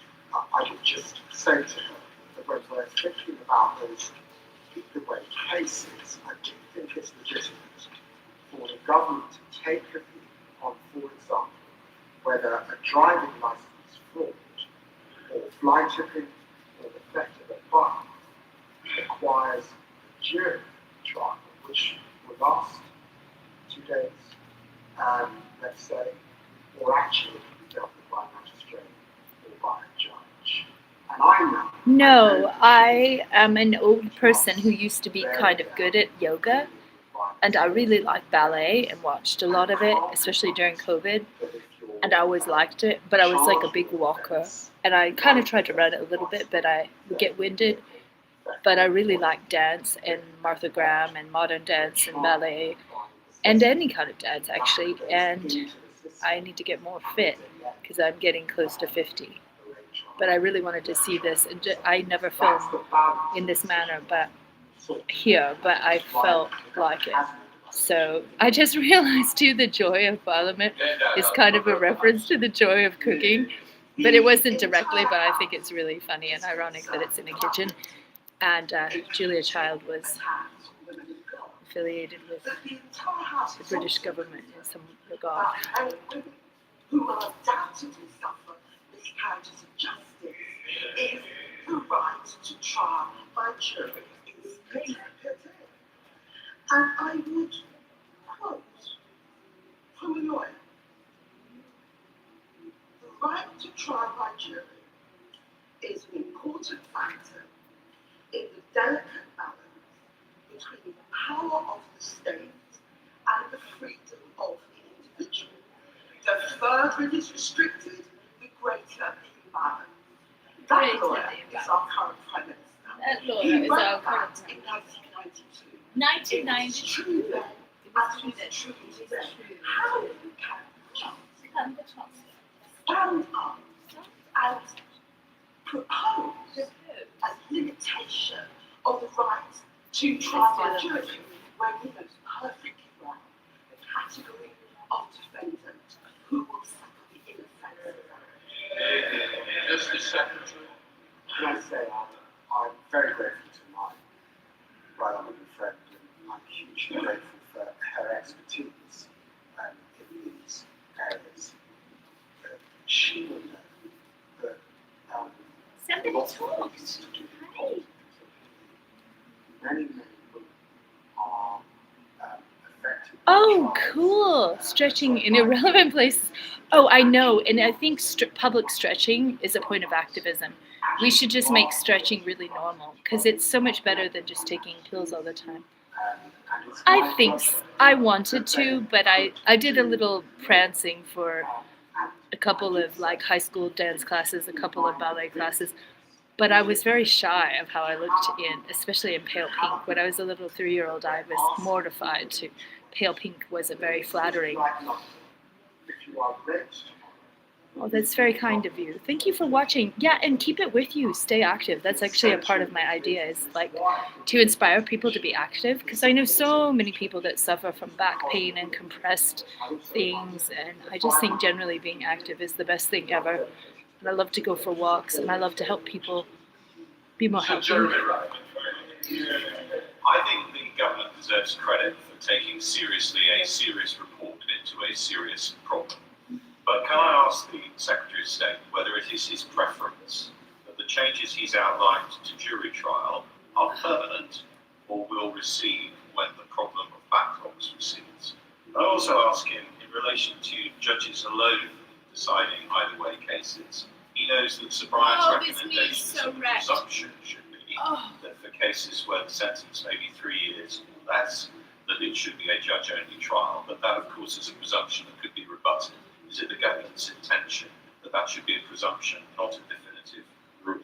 And finally, he knows that Sir Brian also recommended that the plea hearings be pushed back to allow for advice on guilty pleas It's not be so much given hate, it's a little clearly thing, but it's and like more a fully, weirdness. and that is likely to increase the number of guilty pleas, preventing cramped trials. In what he said about extra funding for the criminal bar, will he focus that funding so that people can be advised early and we can avoid those cramped trials? Justice Anderson. Well, we will consult on how we implement that so we can deal with those cramped trials. And I'm pleased that he recognises the importance of Sir Brian's work and his deliberations with his panel. And it is not my expectation that these rules would change. And that's also because Sir Brian reflected on the complexity and the demand that we're seeing in our criminal justice system. I know with his tremendous experience, DNA evidence, phenotyping,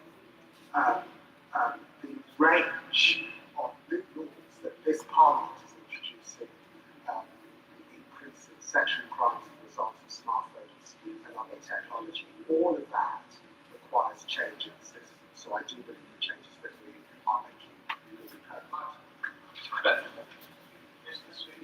I understand that my right honourable friend has inherited a disastrous situation in the criminal justice system. Huge backlog left by austerity from the party offices, and we have no trouble there. But does he fear, as I do, that restricting trial by jury will put a certain class of people in judgment over the rest of us? And that the check and balance on that is that jury can be drawn from amongst the, well, my club include working class people, as I would describe it. Does he fear that we're going to create an us and them in the criminal justice system by taking away people's right to go to trial by jury? Justice Secretary. I do understand my friend's anxiety, of course I do. I would just remind you, Mr. Speaker, that the vast majority of officers are tried by magistrates. And that historic system is actually an aspect of that Article 39 Amendment part of Action being tried by lawyers. Because there are people that live in every neighbourhood in our country and volunteer their efforts at very good. So David, the Secretary of State when he took office swore an oath of office, reads, I do swear that I will respect the rule of law, defend the independence of the judiciary, and discharge my duty to ensure the provision of resources for the efficient and effective support of the government. That last bit matters.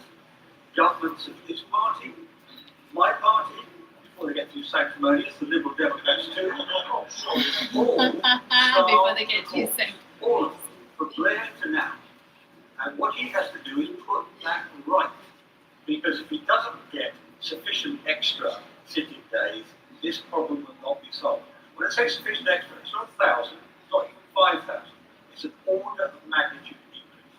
Because instead what he's doing is undermining a bulwark of our Constitution. In the words of Lord Gay, it's been bulwark of our liberties for too long for any of us to seek to offer. So why won't he go and have his argument with the Treasury to solve this problem? Justice Secretary. I do understand the spirit of what the right honourable gentleman is saying. He's right. Our courts have been starved of funds for too long. But he knows, despite the extra investment that we're putting in, the investment we've got in the spending of new courts in places like Blackpool, it will take considerable time. And I say to him, when we last Brian to reflect, and he is one of our most eminent judges, is it really right to ask the victims to wait a decade until we fix the system? It can't be. For all of the reasons that he reflects on in his report, we have got to chuck everything at it. More investment which we are doing, reform which we are doing, modernisation which we are doing. Dr. Stella Chris. Speaker, any of us who have supported a constituent who is in a rape trial will take no lectures from the benches opposite about how they managed our courts. There is clearly a challenge here. I think the worry for many of us is whether Justice Secretary's own prescription is the solution. Because as he points out, juries are involved in less than 3% of all criminal cases. So it is difficult to see how this measure, with all the challenges that it may bring for justice and fairness, Stuff is good. It's macadamia nut. I'm going to put it in the green tea. Lord Leveson himself points out increasing sitting days wouldn't be a solution unless we had the barristers and solicitors. So can he make a guarantee that there will be the funding and the legal aid that is required to ensure that every defendant has decent representation? Legal aid. Justice Secretary. I'm very grateful to the Honourable Lady, and I just remind her that we are increasing our uplift to barristers at their fees, 34 million. We've also increased legal aid funding for our solicitors, and because we do need the funding of criminal lawyers, we've got this match funding scheme for human agents, so that we do see the next generation of young people with all backgrounds becoming our criminal lawyers.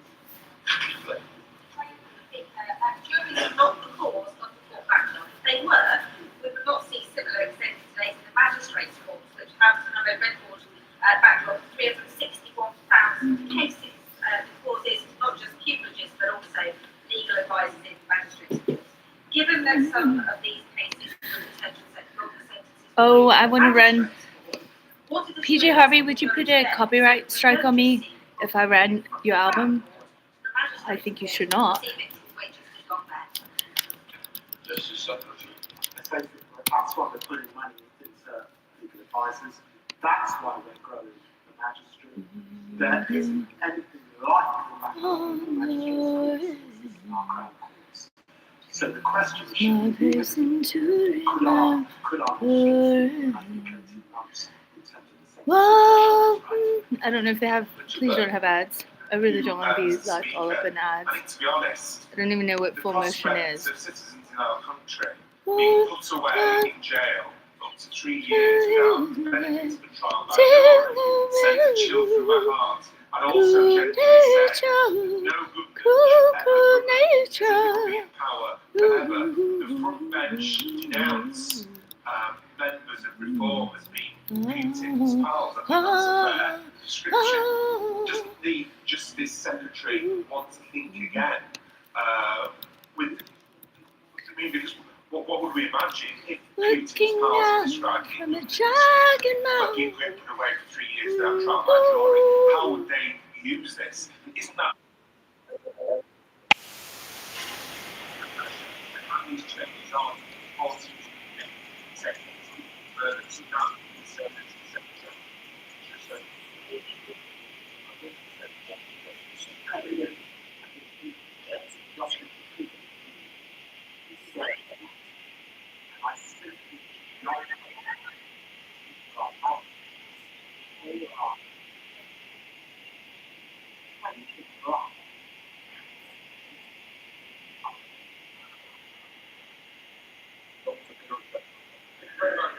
Mr. Speaker, we disagree with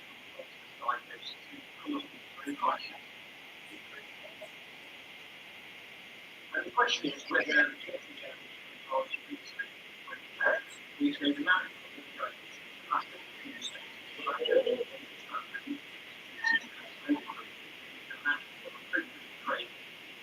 Defense and prosecution helps in deal with this. Is not a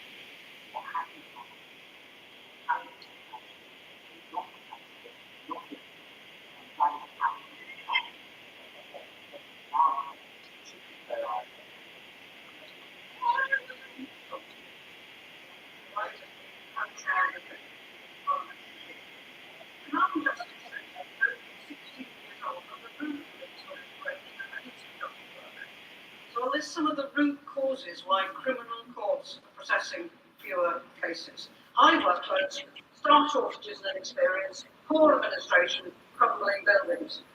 So how do you think that undermining one of the basic tenets of English Commonwealth law is going to be a solution to those problems? Can I refer to the paragraph 9? Surprise. Greater financial investment on its own. Our system cannot solve crime. We are invested. It will take time. It's not fair to our citizens.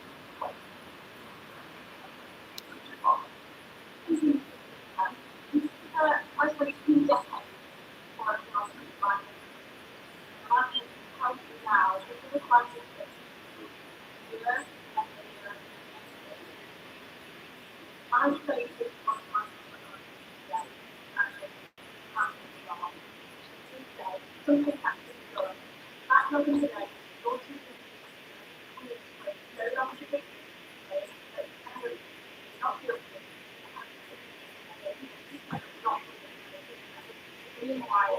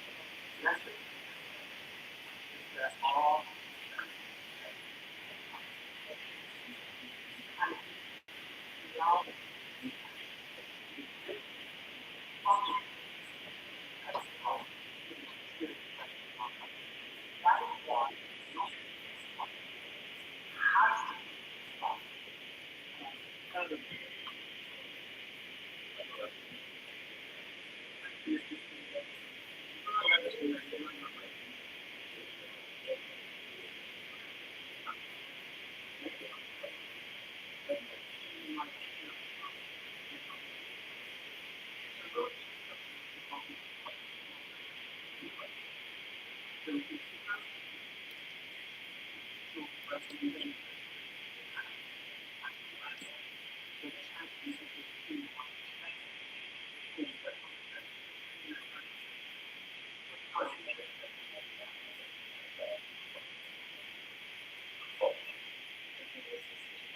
government's of jury trial has changed quite considerably over time. The analysis of the rising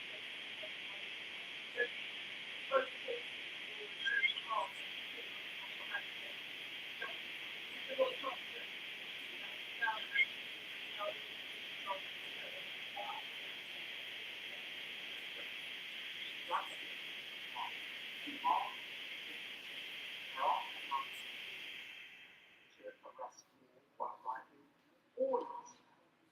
Smartphones, DNA, phenotyping, telling someone's got what colour their eyes, all of this stuff increases the workload. We have to reform the system or we will break it. Ray Matthews. Thank you, Mr. Speaker. Justice delayed is justice denied.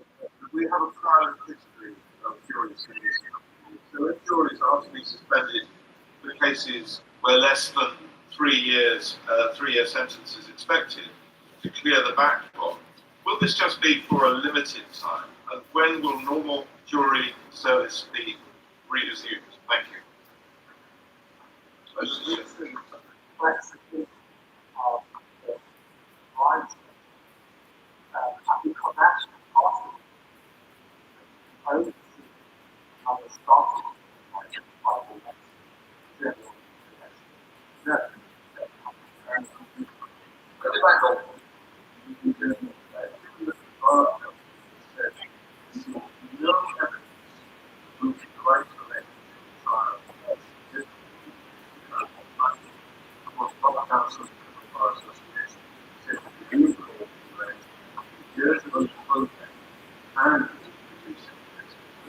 Explanation why the country was doing trial without publishing any document that Europe are responsible for that. Will the minister release the evidence today on the privileges report? In fact, a session in fact reform was too late.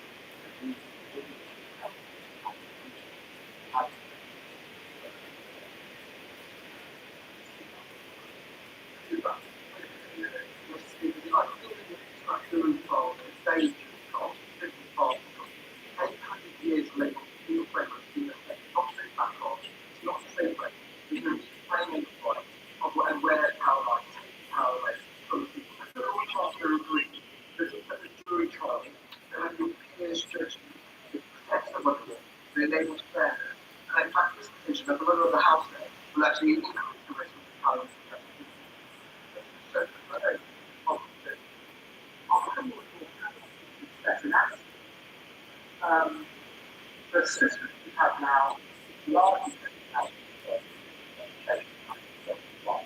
just prior to that, is now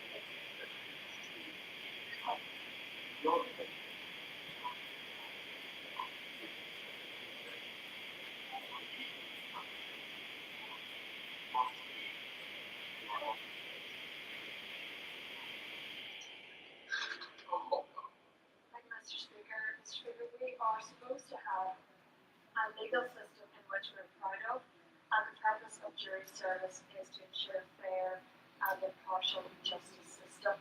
Whilst there are dire backlogs in terms of crime court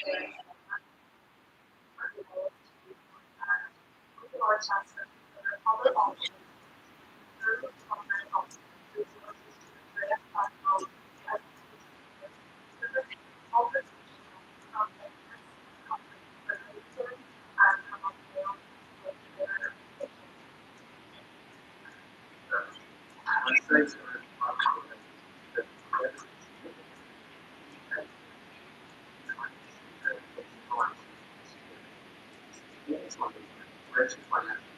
on its own, without systemic reform, cannot solve it. Nadia West. Thank you, Mr. Speaker. I personally welcome my contribution, but I try my jury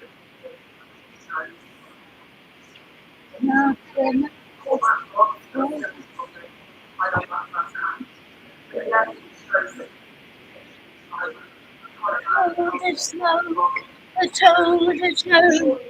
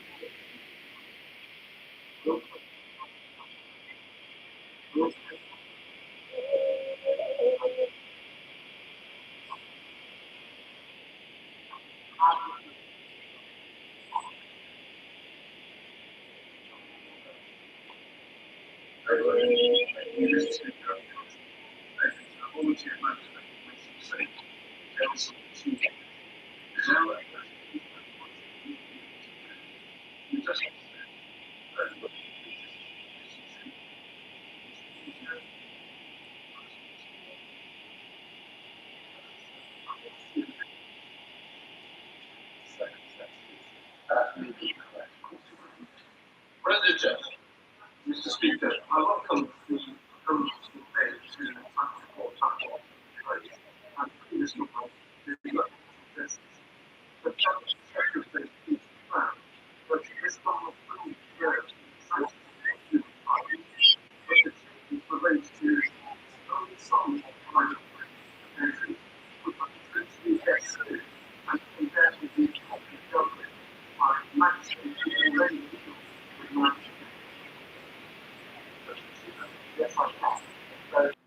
Okay. So could I suggest My reconnect. that to disappear juries Hey, I believe I'm reconnected to my old stream. That's cool. I was on anyway. I'm still here. I'm still listening. where the presiding judge will have to both decide on the admissibility of evidence and then to put from his mind evidence he might have dismissed when reaching a verdict, and nonetheless convey to the public that justice has been seeked. Well, I'm hugely respectful of the honourable gentleman's experience in these areas. We do ask our judges across a whole range of areas to make life-changing decisions. I'm the father of an adopted daughter. There is no greater decision that you could make, believe me, to take a child away from its birth parents. So judges do have to make difficult judgments, and they do so with the assistance, of course, of those who give evidence before them. So I do believe we can do this, and I just ask them to reflect on that 3-year threshold for the sorts of crimes for which we're asking our magistrate and our judges to make those fine judgments. Thank you, Madam Deputy Speaker. The previous government should hang its head in shame for leaving our judicial system, the courts, the black backlog, and the prison systems in such disarray. A 2022 survey of 373 legal professionals conducted by barrister Keir Monteith KC and the University of Manchester found 56% of respondents had witnessed at least one judge acting in a racially biased way towards a defendant, while 52% witnessed discrimination in judicial decision-making, concluding that there is institutional racism in our justice system. Given the Justice Secretary now seeks to remove juries, does he foresee greater injustice, prejudice, and racial discrimination in our courtrooms? And what steps is he taking to tackle the existing and likely increase in institutional racism? The Honourable Gentleman knows that the previous Prime Minister David Cameron and Justice Secretary Michael Gove asked me to conduct the Lammy review. And in that review, I did recommend that training, which was not happening in the way it should happen, and it's now happening. I was concerned about the diversity of our judiciary and our magistracy. That has improved, more to do. But say in London, 31% of our magistrates are now from an ethnic minority background.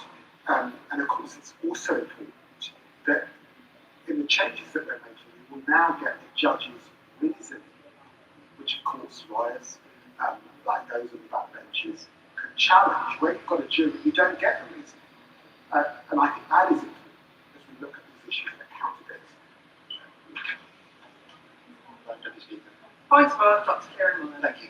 During the questioning, the Justice Secretary referred to the Victims Commissioner supporting these proposals. I wonder if the Justice Secretary would be able to clarify the record. The Victims Commissioner sadly passed away a number of weeks ago and cannot possibly have seen these proposals. I wonder if the Justice Secretary was referring to the incoming Victims Commissioner starting in January, but her statement released today makes no reference to the Justice Secretary's proposals on changes to jury trials. I wonder if you might have inadvertently misled the House about that. That is not a point of order with the Chair, but the Secretary of State wants to respond.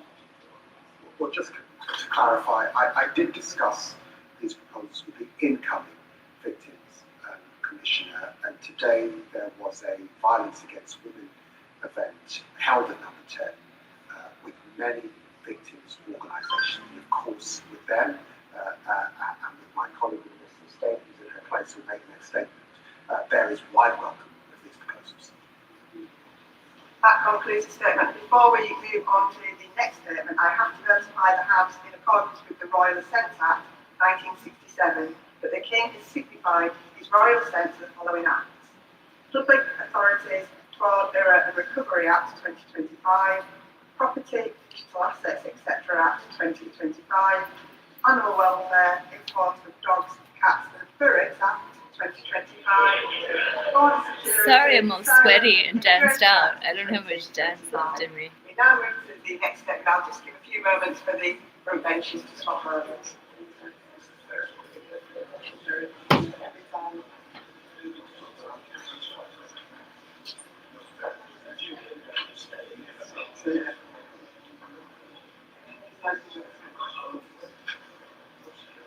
Statement, Minister Jess Phillips. With permission, Madam Deputy Speaker, I would like to make a statement on the Angelini inquiry. I cannot begin anywhere else than by acknowledging the abhorrent crime that led to the establishment of this important inquiry in the first place. Sarah Everard's murder by a serving police officer was a betrayal of trust so wretched that it defies belief. None of us will ever forget the collective sense of sorrow, outrage and revulsion that swept across the country in the aftermath. There were far-reaching implications for policing and the public's confidence in those who are meant to serve and protect communities. And let us always remember that this began with a young woman losing her life. A beloved daughter, sister and friend gone because of an act of pure evil. Today I am thinking of Sarah and of the years denied to her and her loved ones. They are in all of our hearts, as are the other victims of violence against women and girls who have lost their lives. As the Justice Secretary said, I was with some of them this morning, and we hold them, and I'm sure I speak for the House, very close to our hearts. Part 1 of the Angelini inquiry focused on the career and conduct of Sarah's killer, while Part 2 was commissioned to examine broader issues in relation to policing and the safety of women. The first of 2 reports that will make up Part 2 of the inquiry has been laid before the House and published today. It examines what more can be done to prevent sexually motivated crimes against women in public spaces. The report starkly highlights that many women do not feel safe due to the actions and behaviours of predatory men, and they are assuming the burdens of their own protection themselves through avoidance measures such as not going out at night, avoiding dark streets, and modifying their use of public transport. This is, as we all know, utterly unacceptable. As the inquiry chair, Lady Eilish Angelini, puts it so clearly in the report, somehow we have simply come to accept that many women do not feel safe walking in the streets. This is a substantial and significant report, and I would urge all members to read it in full. And while it acknowledges that there is a range of ongoing work which seeks to prevent these terrible crimes and disrupt predators, it also highlights that there is no quick fix and demands a more consistent approach across the whole of society to address and prevent this violence. I would like at this point to place on record my heartfelt thanks to Lady Eilish and her team for their work. They have approached and continue to approach their task with skill, sensitivity and determination. Today's publication underlines why it is so vital that every agency and every sector does more to protect women from harm. This government is resolute. The fact that women do not feel safe going about their everyday lives is a national emergency. This House will also be aware of our landmark commitment to hard violence against women and girls in a decade, which will require us to address the root causes of abuse and violence and prevent offending and relentlessly pursue those who perpetrate these appalling crimes. Since the general election, we have played a more active role to ensure that women and girls receive more consistent protection from policing. We have provided £13.1 million to deliver a more coordinated approach and national leadership to drive up investigative and operational standards through the National Centre for Violence Against Women and Girls and Public Protection. This new centre is ensuring that expertise, including from programmes such as Operation Satyria and Project Vigilant, are put into practice in forces across the country. These were both highlighted in Lady Angelini's report. We are also clear that those who commit these heinous crimes have absolutely no place in policing. To address this and to help fulfil recommendations from Part 1 of the inquiry, we are putting police vetting standards on a statutory footing, which will enable forces to exclude those with a caution or conviction of fraud offences from policing. We are also strengthening requirements on forces to suspend officers under investigation for these crimes. I know there is a great deal of interest in our upcoming forward strategy, and I have been in number 10 this morning with the Prime Minister and stakeholders working on it today. It will deliver a bold step change in how we address violence against women and girls as a government and a society over the next decade. As the inquiry report highlights, we cannot address entrenched issues in isolation. We must draw on all of society. And I place emphasis on this being a truly cross-government strategy. Prevention is fundamental to our approach. Alongside strengthening our response to target perpetrators and stop them causing harm. Having lived and breathed its development over several months, I am as eager as everyone else to get it out there. It will undoubtedly answer some of the issues raised in this important report. It is on its way very soon, and I am confident it will live up to expectations. As Lady Eilish highlights, too little has been done to deliver consistent protections for women and girls, and progress has fallen short. We find ourselves at a moment of reckoning. As someone who has spent their working lifetime to secure real lasting change, I know it will not be easy, but in honour of the victims and their families, and for the sake of women and girls across England and Wales, we must succeed. And this government won't stop until we have. I commend this statement to the House. Thank you, Madam Deputy Speaker. I'd like to thank the Minister for advance sight of her statement and for coming to the House to speak to the incredibly disturbing and damaging issues outlined in today's report. Over 4 years ago, the reprehensible abduction, rape and murder of Sarah Everard shocked us all, and it forced the police to confront their failure to remove Wayne Couzens as a police officer. The crime was vile and abhorrent, extinguishing the life of an incredible young lady in the most awful way. We should never forget the impact of this crime, with Sarah's mother describing the final hours of her life as a constant torment to the family. I know that Sarah, her family and her friends remain in the thoughts of the whole house and people across the country today. This incident underlines our responsibility to confront not only the problems outlined in this case, but also to go beyond any single evil person and tackle challenges in our police and society more widely. Sarah's murder had a profound effect on women. As this report outlines, women changed their travel plans, their routines, and their lives out of fear for their safety. I'm sure the whole House will agree that is simply not acceptable. This reflection is critical, as we will always support the police and have advocated the need to give them the powers required to tackle crime in our society. However, that support is predicated on a deep responsibility, which extends beyond the responsibilities to which many in our society are bound. As the Code of Practice for Ethical Policing notes, effective policing is built on public trust and confidence. This depends on a policing profession that is ethical and professional in the way it respects, listens, responds, and improves and serves the public. As the Minister will be aware, the terms of reference for Part 2 was set and published in May 2023 by my Right Honourable friend and the then Home Secretary, the Member for Fareham and Waterlooville. The scope appropriately asked the Government to cover the 3 broad areas set out by the Minister today: recruitment and vetting, police culture and standards, and the prevention of sexually motivated crimes against women in public spaces. This report highlights our responsibility to ensure women and girls feel safe in public spaces, where there is clearly a significant gap today.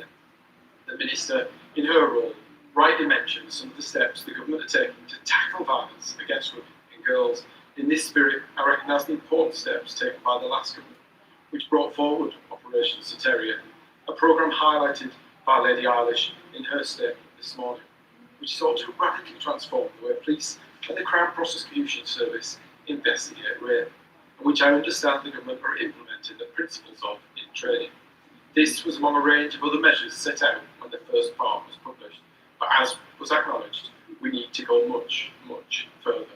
Therefore, I hope the Minister can follow through on what she outlined today and ensure that the Violence Against Women and Girls strategy is published, having been delayed over the past year. The Minister's statement today also does not mention the use of data, a point the report suggests is lacking. Can she provide assurances that the Government, in the strategy, will have a comprehensive plan for implementing better data recording, encompassing and publishing a wider array of data pertaining to violence against women and girls? As Shadow Policing Minister, I'd also reflect on what we can do at speed to instil trust within the public that the police will tackle this problem.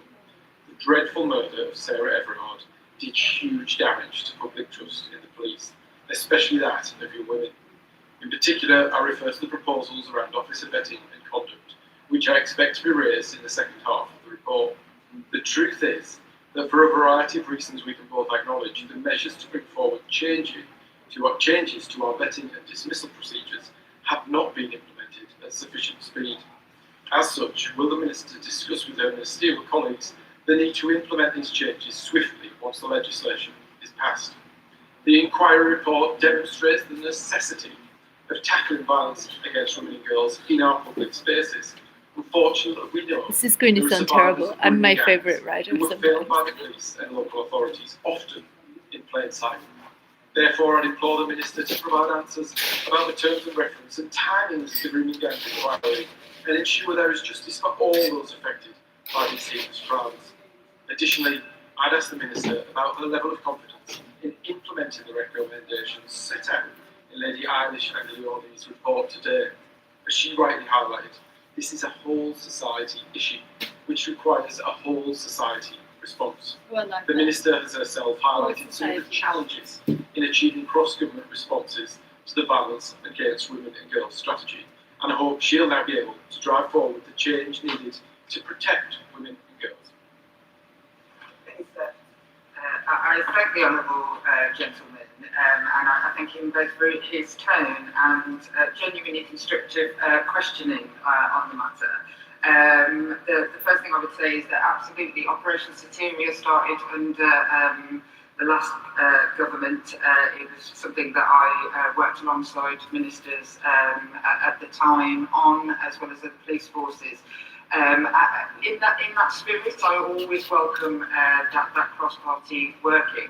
Operation Soteria has, it would seem, been a game-changing, and that is certainly highlighted in Lady Eilish's review. And what it also says is that it needs to have a consistent footing within it. And so us putting it within the new centre, we very much hope will provide some of that consistent footing to very good work started under the last government. I absolutely credit that. On the issue of data, he's absolutely right, and what data we measure, how data needs to be improved will absolutely be part of, when a government says that it is going to halve violence against women and girls within a decade. The first time any government has ever tried to put any numbers on it. You can't have numbers unless you have a lot of data that goes into that, and so looking at data will be very important.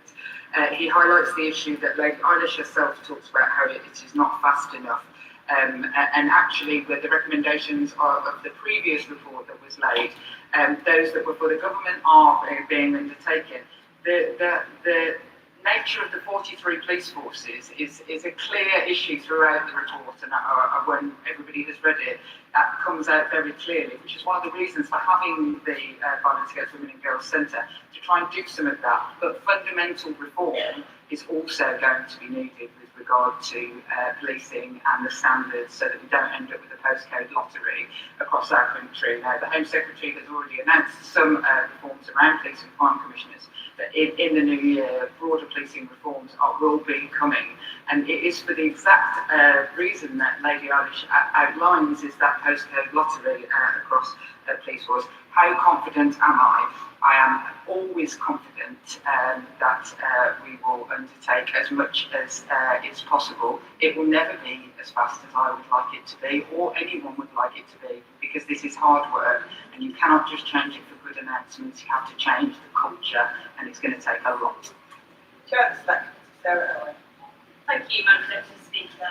Before I start, I'd like to echo the statements made by both the Minister and the Shadow Minister with regards to Sarah Everard's loved ones. Our thoughts with them today. In order for any victim to come forward, especially those that have experienced gender-based violence or sexual violence, the public must trust the police, especially more than they do currently. The Angelino inquiry found a quarter of police forces lack even basic policies for investigating sexual offences. As trust and transparency hopefully improves and increases, so will the number of reports to the police. Will this impact how the government measures halving violence against women and girls? And will the Minister share progress on vetting to remove police officers who pose a threat to the public? I thank the Honourable Lady, and obviously it was a manifesto commitment of this government to ensure that there were specialist sexual BRASO teams, so sexual rape and sexual assault, within every police force, for the exact reason that the Honourable Lady has outlined, that ensuring something exists in every police force is not something actually that is in the gift of the people who get to stand here, because quite rightly of operational independence. However, there is an absolute need for standardisation. We wouldn't allow the same lack of standardisation in terrorism, for example, an exact point that Lady Eilish points out in her review, and yet we allow it in crimes against women. So absolutely that is absolutely fundamental. And of course, I want to see police charging and police reporting increasing. That is not how the measure of whether we are decreasing incidents will be done. Only 10% of victims of violence against women and girls ever talk to the police. It in and of itself would never be a good measure on these grounds. So of course, I want to see that increasing, but that doesn't mean the crime is always going up. It might just mean we're getting better at it. Liberal Democrats first, Maxwell. Thank you, Madam Deputy Speaker. All of our thoughts today will be with the family of Sarah Everard. More than 4 years on from a horrific murder, too many women are still suffering life-changing crimes on our streets. This inquiry makes it painfully clear that women continue to feel unsafe.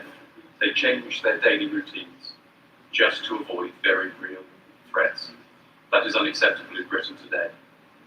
Part 1 of this inquiry showed that Wayne Couzens should never have been allowed to become a police officer.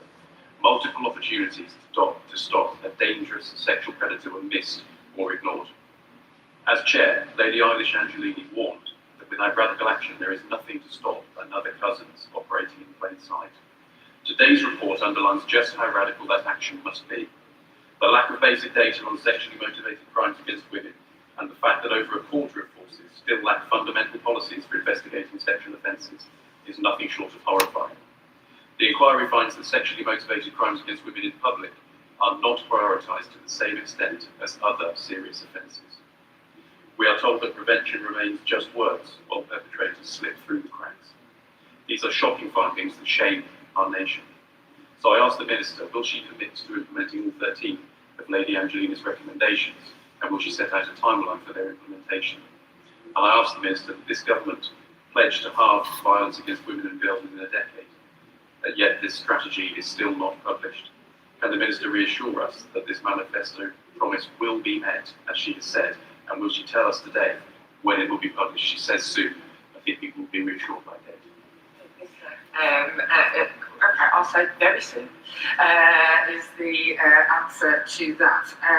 Look, what I would say is that I received it when you will get to read, as I have, because I obviously get it soon, Lady Eilish's full report. One of the things that she particularly criticises is ministers standing up, or the police service standing up after part 1 of the report and saying, yeah, we'll just do everything. And then going away and looking and thinking, oh, hang on a bit of this, bit of that. So what I'm going to do is I'm going to give her the respect that she deserves and take away all of the recommendations before I say exactly what I'm going to do. What I will say is that when others do get to read the strategy, that actually, and I was interviewed by Lady Eilish as part of this work, as part of this review, that it will answer many of the questions that are in the report. And so I think that actually the timing is awkward, I would say, that had the strategy come out at the point of this, that I would be able to answer the question more fully. And that is like, but I think she deserves the respect of us actually looking at what is possible rather than just going, yeah, I'll take them all, and then not being able to deliver on it. Thank you, Madam Deputy Speaker, and I thank the Minister for this statement, and also join colleagues in remarks with regards to Sarah Everard's family. Her mother is quoted in The Guardian saying that she's still tormented by the horror of what her daughter suffered in the hands of Wayne Couzens.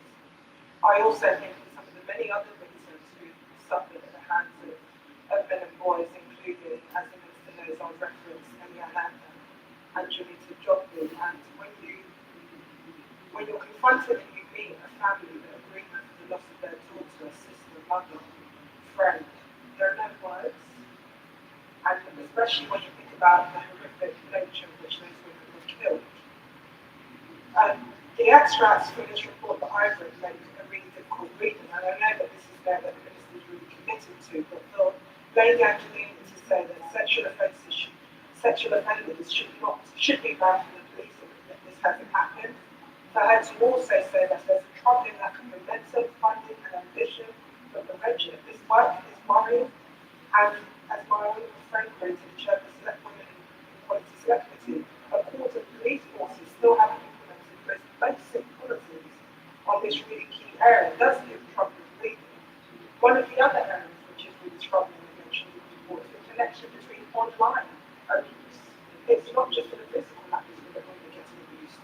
What more can the Minister say and shed a light on in terms of how are we going to tackle down on the disgraceful misogyny and abuse that women face in the online community? I thank the Honourable Lady, and we owe it to Sarah and Sarah's family and every family in our own constituencies that we have met to make sure that this work actually gets done. And her anger at progress being made. Obviously, this Labour government will legislate and is putting on statutory putting the issues around vetting and what can and cannot be allowed, and who can and cannot be a police officer, and hopefully that will see some sea change. But I have to say that the idea that there are police forces in the country where without the most basic work being undertaken in this space, and what Lady Angelini finds about numbers, it is inexcusable. I wish to say to every chief constable in the country, this is a priority. Make it a priority.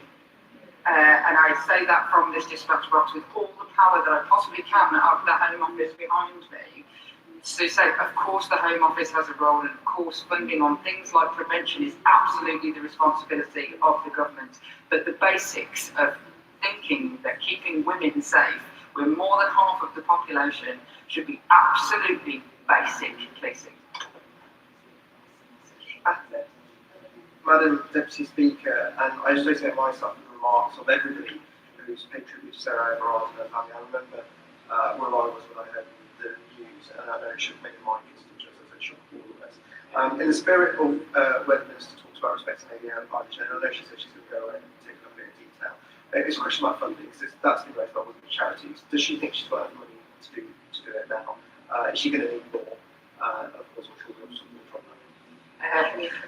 Do I think I'll get enough money? Any minister who stands in front of you and says yes is lying. Of course, I would always want more money, but actually there is fundamental systematic problems in our system that more money won't solve. Actually, there are fundamentals in the culture of organisations. Like more police, we have more police now, let's say, than we have done, 100 years ago. It didn't stop this happening. There are absolutely fundamental things that need to change, and I suppose, I'm here for a long time, not a good time, in this regard. We have to change absolute fundamentals. But the Justice Secretary who was on before me doing the statement, he today announced the £550 million or £500 million that will increase year on year with the rising rates of inflation. A 3-year settlement for victims funding, for example. That level of security and that increasing, like that, I was very heartened to hear that. So, do I think I'll have as much as I want? Never. Do I think I'll have enough and I'll make do with it? Yes, I do. Thank you, Madam Deputy Speaker. I think all our hearts have been broken by the words of Sarah Everard's family. The honest truth is, this will not happen in a vacuum. This weekend, women in Walthamstow will hold a vigil to reclaim Hollow Ponds, a lovely open space, but there have been repeated concerns about sexual harassment and offences there. I can't tell the Minister whether those concerns are merited, because my local police, Waltham Forest Police, have refused an FOI about the number of crime reports or offences at that site, just as they refused an FOI to explain why they were using community protection notices to deal with violence against women offences. I say FOI because they refuse to respond to me as a local MP and local women about how they are dealing with violence on our streets and concerns that Lady Angelini reports in this report about street safety. There is a problem with the Metropolitan Police. We've known that for many years, and many reports show that. That's why for many years, many of us have been campaigning to make misogyny part of our hate crime rubric, because we've seen the difference it has made in police forces and how they approach these issues. The Minister would be aware that it's now nearly 3 years since this House passed the protection from sex-based harassment legislation to bring those measures into power and finally hold organisations like the Forest Police to account for their disrespect for the safety of women in my community. Can she give my residents some assurance that misogyny as hate crime will be implemented and we will see the cultural change that will tackle the fundamentals that she's talking about? I thank the Honourable Lady. I only wish that writing things onto the statute that was changed the culture. It's been illegal to rape someone for quite some time, and it's been illegal to murder for even longer.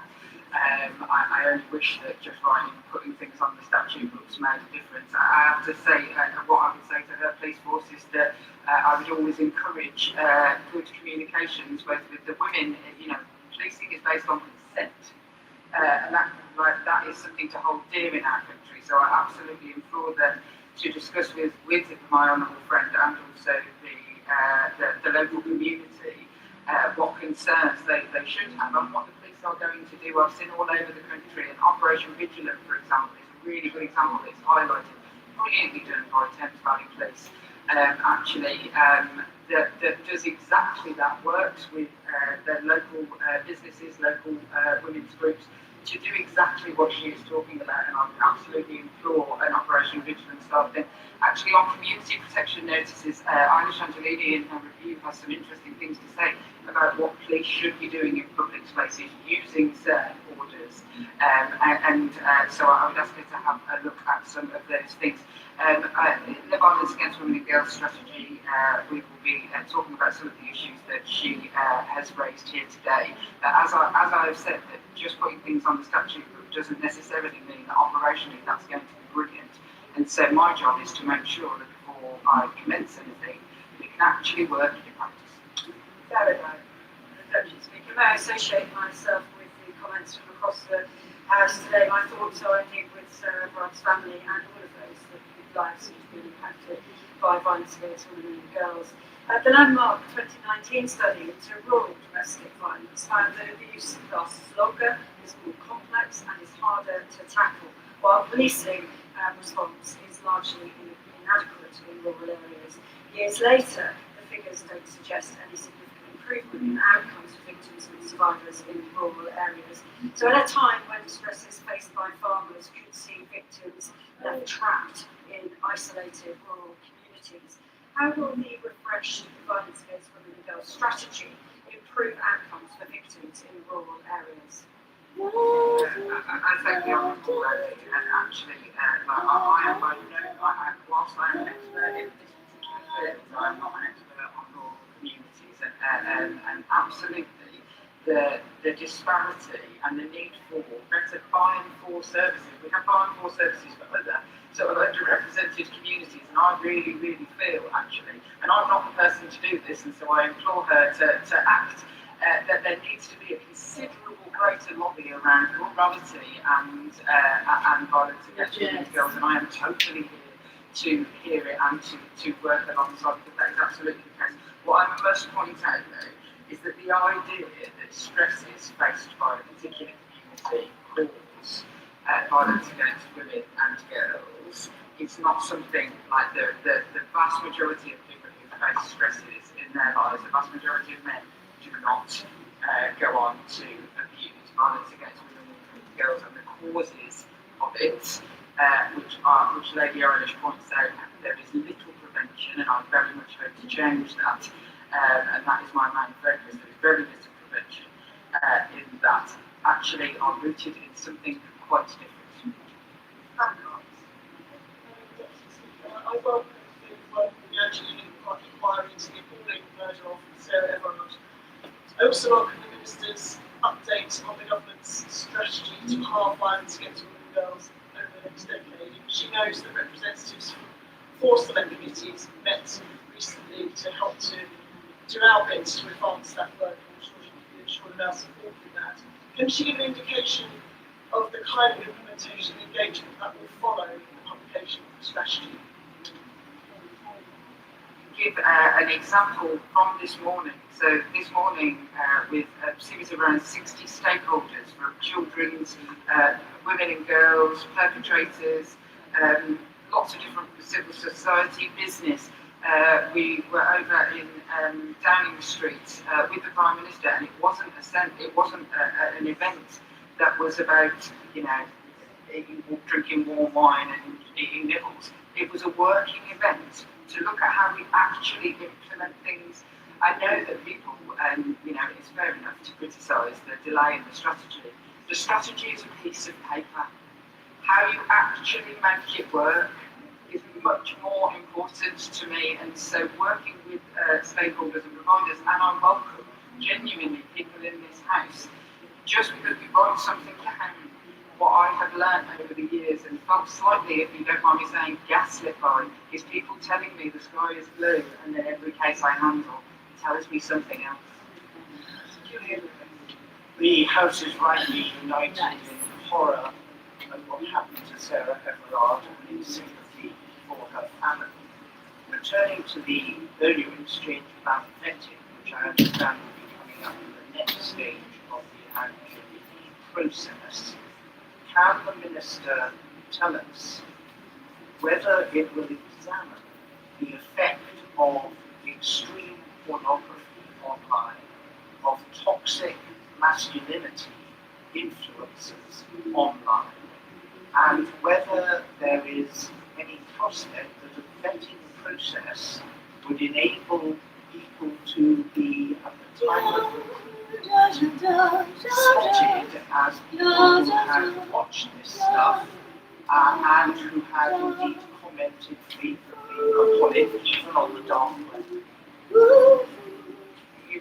The Honourable Gentleman makes a very, very key and important point that actually in part one of the Angelini inquiry, she made recommendations with regard to police psychological testing prior to recruitment of people based on this exact issue. She also references quite heavily in this report Baroness Burton's review into violent and misogynistic pornography, so it absolutely will be an issue. So the police basically said that they were going to take all of the part one of the Angelini, and the next stage is looking much more not just at Wayne Couzens and the vetting, but also the case of David Carrick as well, and looking at vetting. But absolutely, undoubtedly, she is already, from her own words, thinking about the psychology in this regard, and it is at the forefront of her mind. As a Deputy Speaker, and I'd like to extend my sympathies as well to the family of Sarah Everard. Like many people, I found my trust in the police service was fundamentally shaken by the events that led up to Sarah Everard's murder, and then it was reinforced later when I saw how badly the vigil was handled or mishandled by the Metropolitan Police, and how women who had gathered just to grieve and show their solidarity and support for Sarah Everard's family, which we did, compared to how a football celebration was played similarly, which was predominantly attended by men. It filled me with rage. It filled me with, it shook my kind of trust and made me question who the police are operating for, and whether they take the concerns of women, particularly women who face violence and sexual abuse, seriously. And since becoming a Member of Parliament, I've heard far too often from my own constituents about how when they have approached the police, particularly with instances of coercive control, they felt dismissed, not listened to, and not taken seriously. So I would like to ask the Minister if the upcoming Violence Against Women and Girls strategy will look at the root cause of violence against women and girls, which is rampant misogyny in our institutions and in our society. Minister. And I thank the Honourable Lady with regard to her comments on trust in policing. Nobody dislikes a bad copper like a good copper, is what I think. I love it. Nobody dislikes a bad copper like a good copper. Go Jens. The ones that I meet are the ones who are doing innovative, brilliant things in their local police forces. That's why I go out and see them. And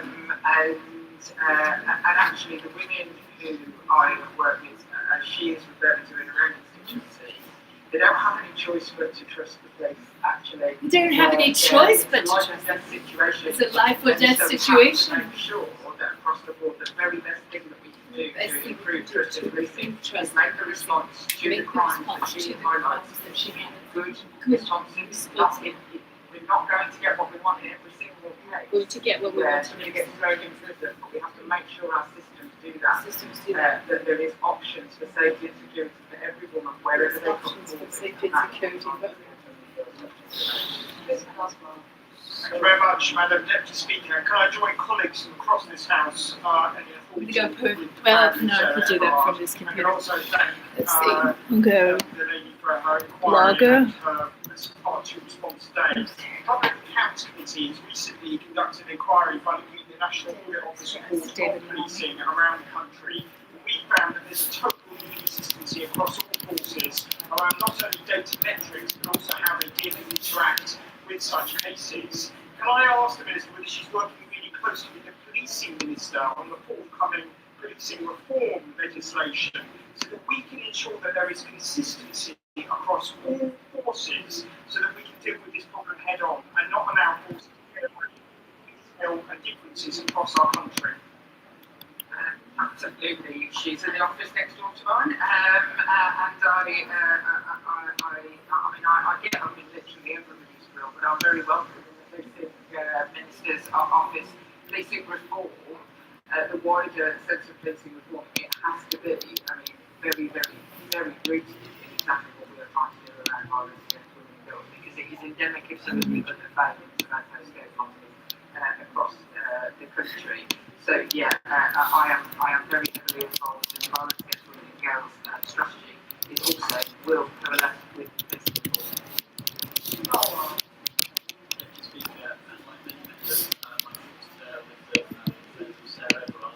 Sexual predators like Wayne and David Carrick were a disgrace to the police uniform that they wear.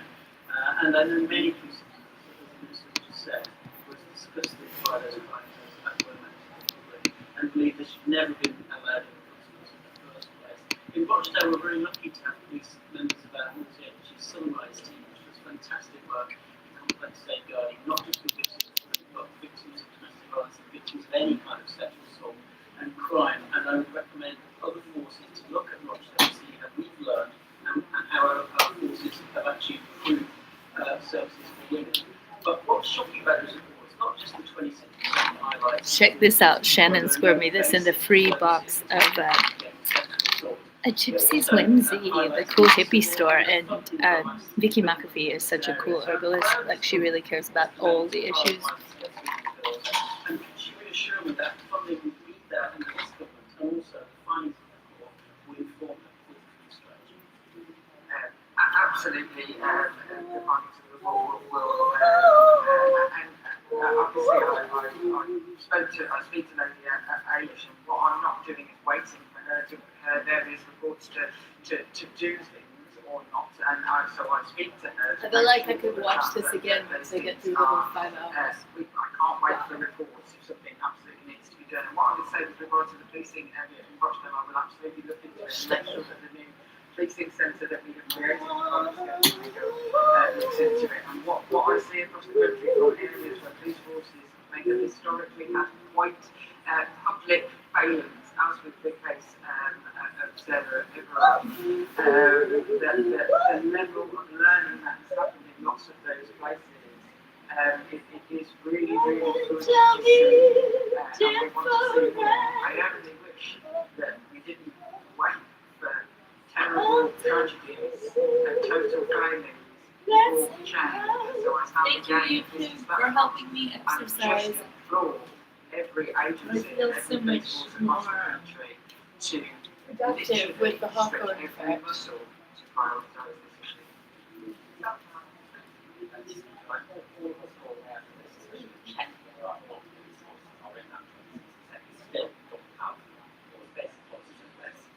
Hopefully seek to address that if it is the case. Madam Deputy Speaker, the statistics in relation to young women of these crimes are particularly shocking. And I just wonder if the Minister What if it's Alex? What if Alex is the prosecutor? That would be hilarious. I've only seen him try to prosecute the whistleblower. And it was flamboyant. Tune it down a bit. And or making a clown show. I don't know what you were going for, bro, but that was really silly case. I ran into Emily yesterday. I didn't even see it was her. Something felt familiar, and then I was like, oh, that's Emily Renica. I've only met her once. She was headed to Florida, too. Thank God I had a date. Was attempted to go to court. Anymore.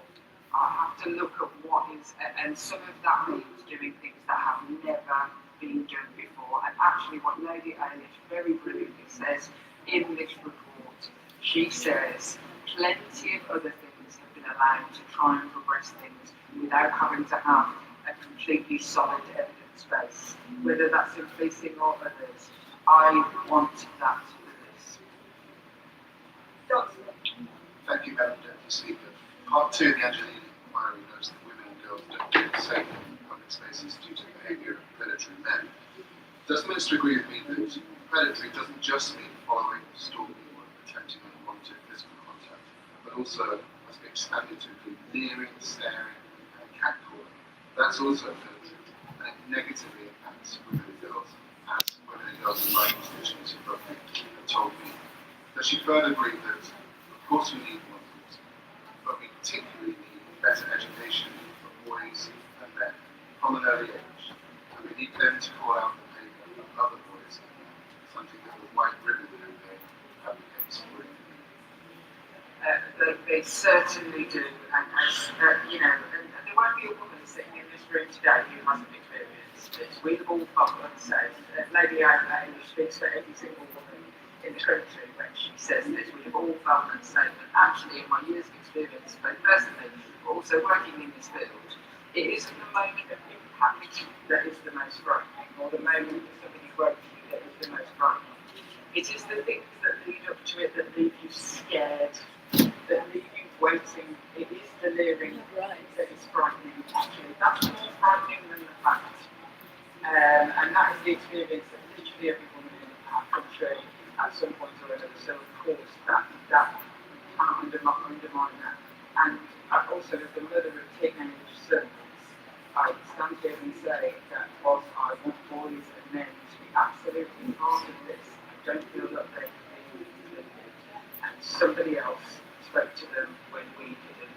And that somebody else, those somebody else's, didn't have their best interests at heart. We should absolutely, like with the White Ribbon Campaign, we should talk to our men and boys about this because they want to help. And that concludes the statement. Point of order, Sir David. Members' hands have been tied when it comes to amending the finance bill. It's because successive governments have failed to include the General Amendment to the law as the first resolution, which has essentially allowed unrestricted amendment of budget.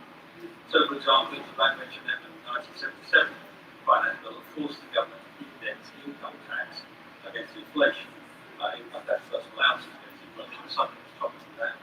That sort of change is now much more difficult than the current arrangements. The House of Society and I have both written which is written about this matter, but can you provide advice on how the House can ensure that in future years we can recover those fundamental rights that have been arrogated by the government? There is no matter of order for the Chair arising from the absence of an amendment of the law motion. Right Honourable Member Murr, there has been no such motion after a budget since at least 2017. It's had no effect on the scope of the bill. The reasons for and the implications of the absence of an amendment of the law resolution are themselves a proper factor for the day. We now move on to the 10-minute rule version. Dr. Simon Offer. Madam Deputy Speaker, I beg to move that leave be given to bring in a bill to require the Secretary of State to issue a call for evidence in order to obtain information on ways in which to promote and fund an increase in the installation of domestic energy efficiency measures, and to require the Secretary of State to publish a response to the evidence received and for connected purpose. We are now firmly within the year's heating season as the UK braces against the cold. The media continues to be flooded with stories of people unable to pay their bills, living in some of the leakiest homes in Europe. The case for domestic energy efficiency is as strong as ever. Current understanding around insulation subsidy, organisation and technical details around this work have become confusing, chaotic, and in some cases costly. We need a clearer understanding of what mechanisms of subsidy and which technical solutions actually deliver best value for money. The average household is facing an annual fuel bill of over £1,700. Around 2 billion households are in arrears. Surging energy prices have plunged many deeper into fuel poverty, widening the average fuel poverty gap nearly twofold since 2020. The estimated number of households living in fuel poverty now stands at 6.1 million. I welcome the Chancellor's commitment to tackle this crisis at this budget. Thanks to this government, households will see an average reduction of £150 off energy bills from April next year, and we've expanded the warm home discounts, which means that in total 6 million households will see £150 off their energy bills this winter. But if we are to protect ourselves from rising energy costs due to Putin's terrible illegal war in Ukraine, we must reduce our exposure to high energy use itself. If we are not to address winter peak demand through energy efficiency measures, we can expect that electricity requirements will more than double. As a GP, I know that energy efficiency is key for improving health outcomes. Cold homes double the risks of adults developing new mental health conditions and put 1 in 4 children at risk of multiple mental health symptoms. Physical health problems caused by cold homes are common. Mold caused by cold, damp homes can cause allergic type reactions, the development of worsening of asthma, respiratory infections, coughs, wheezing and shortness of breath. And cold also raises blood pressure and increases cardiac failure. The Building Research Establishment has found that 4 homes which expose residents to excess cold could be costing the NHS £857 million a year in treatment bills. In my constituency in Stroud, I would like to mention 7Y Energy Agency, who work with us in the NHS to provide help for patients whose housing is causing ill health. I would particularly commend their warmth on prescription scheme, a national exemplar of the NHS and energy efficiency working in tandem. And I would also commend the SGS Berkeley Green University Technical College, a fine institution that trains their students in implementing modern energy efficiency measures. This government is committed to creating 400,000 extra clean energy jobs by 2030, and I know that we'll be seeing many of these students taking up posts. Our current framework of encouraging domestic energy efficiency through subsidies is unsustainable. Dependency on subsidies can strike disasters we've seen in the solar industry 10 years ago. We must look at ways to diversify our package of support for energy efficiency to prevent such disastrous impacts on the supply chain, which impact on the strength of the workforce that will be needed in future. Schemes under successive governments tend to use upfront payments to deliver energy efficiency measures. These capital grant schemes are subject to the Treasury's 5-year spending reviews and short-term political intervention, creating a boom and bust cycle that undermine confidence among both investors and consumers. Our recent experience in installation has been poor. A report by the National Audit Office has found that 98% of homes with external water insulation installed under government schemes have major issues requiring remediation. 6% of these homes present immediate health risks. It is therefore critical that we relook at our incentives for energy efficiency. Everyone deserves to live in a home that is warm and safe without having to go through a remediation process for a botched insulation. The Sustainable Energy Association has developed a proposal for an energy efficiency incentive which can unlock greater investment by rewarding in-use performance of energy efficiency measures over several years through a revenue-based mechanism. This proposal would lower fuel bills across the country, keeping money in people's pockets. In-use performance can be measured through technologies such as smart meters enable thermal efficiency ratings. Measuring performance is likely to drive up the quality of measures, as the financiers of the measures will have a strong financial interest in ensuring quality of public installations. The SEA's modelling has found that fast yielding technologies such as cavity and loft insulation and double glazing will require a 7-year subsidy framework, while slow yielding technologies such as solid wall insulation will require a 25-year subsidy framework. Investors have been crying out for a very long-term policy certainty.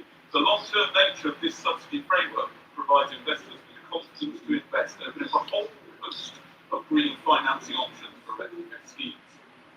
Other ideas that have been discussed could include green loans that pay for the upfront cost of insulation, and as the energy needs decrease, the loan can be paid off to the benefit of the householders. Some have proposed a natural insulation ban, whilst others back schemes that link stamp duty reductions to the amount spent on home installations, so that benefits of installation are not lost if we move, encouraging a low-carbon energy-efficient upgrade. A call for evidence would certainly invite other innovative proposals to the table.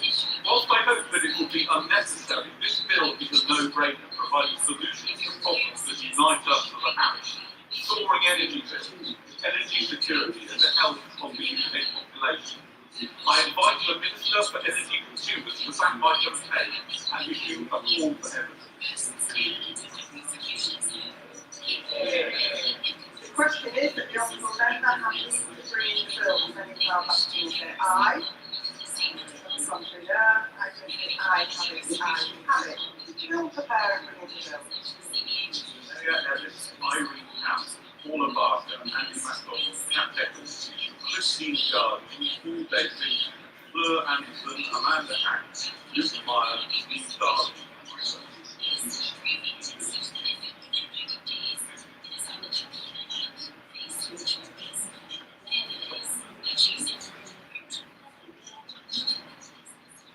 Simon Offer.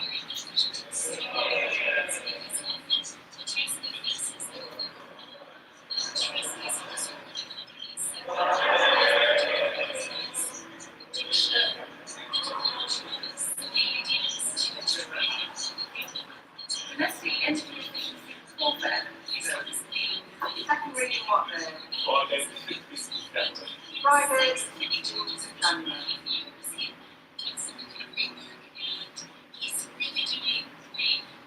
The clerk will now proceed to read the ordinance today. Now, I would like to draw the House attention to two vital corrections made to the text of Resolution 59 and the title of Resolution 98. The revised version of the resolution therefore is available in the Board Office and online. Includes the note setting out the corrections that have been made, and with the exception of some text changes, there will be an immediate 4-minute time limit. The question is, as on the order paper, Secretary of State questions. Madam Deputy Speaker, I want to begin, if I may, just by addressing the BMA's reckless call for its members to strike in the run-up to Christmas. This is a cynical choice, coming as flu cases surge and we enter the most dangerous time of year for hospitals. And it is completely unjustified. After a 28.9% pay rise, the government offered to create more jobs and put money back in resident doctors' pockets. The BMA rejected that out of hand. My door has always been open, I've never walked away from the table, and I stand ready to do a deal that puts patients first. And we will prepare for this round of strike action. I'm extremely proud of the hard work and performance of NHS leaders and frontline staff who did so well to minimise costs and minimise disruption during recent rounds of strike action.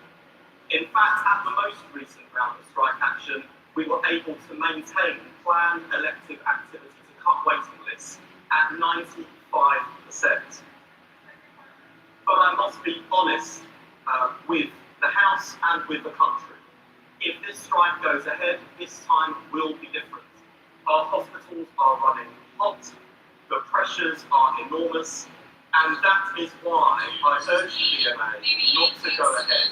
Not only are they putting the progress we're making together in the NHS at risk, they are threatening to do so in the worst way and at the worst time possible. I give way to that question. I've said something very good when I messaged the comments there. It's really good for onwards from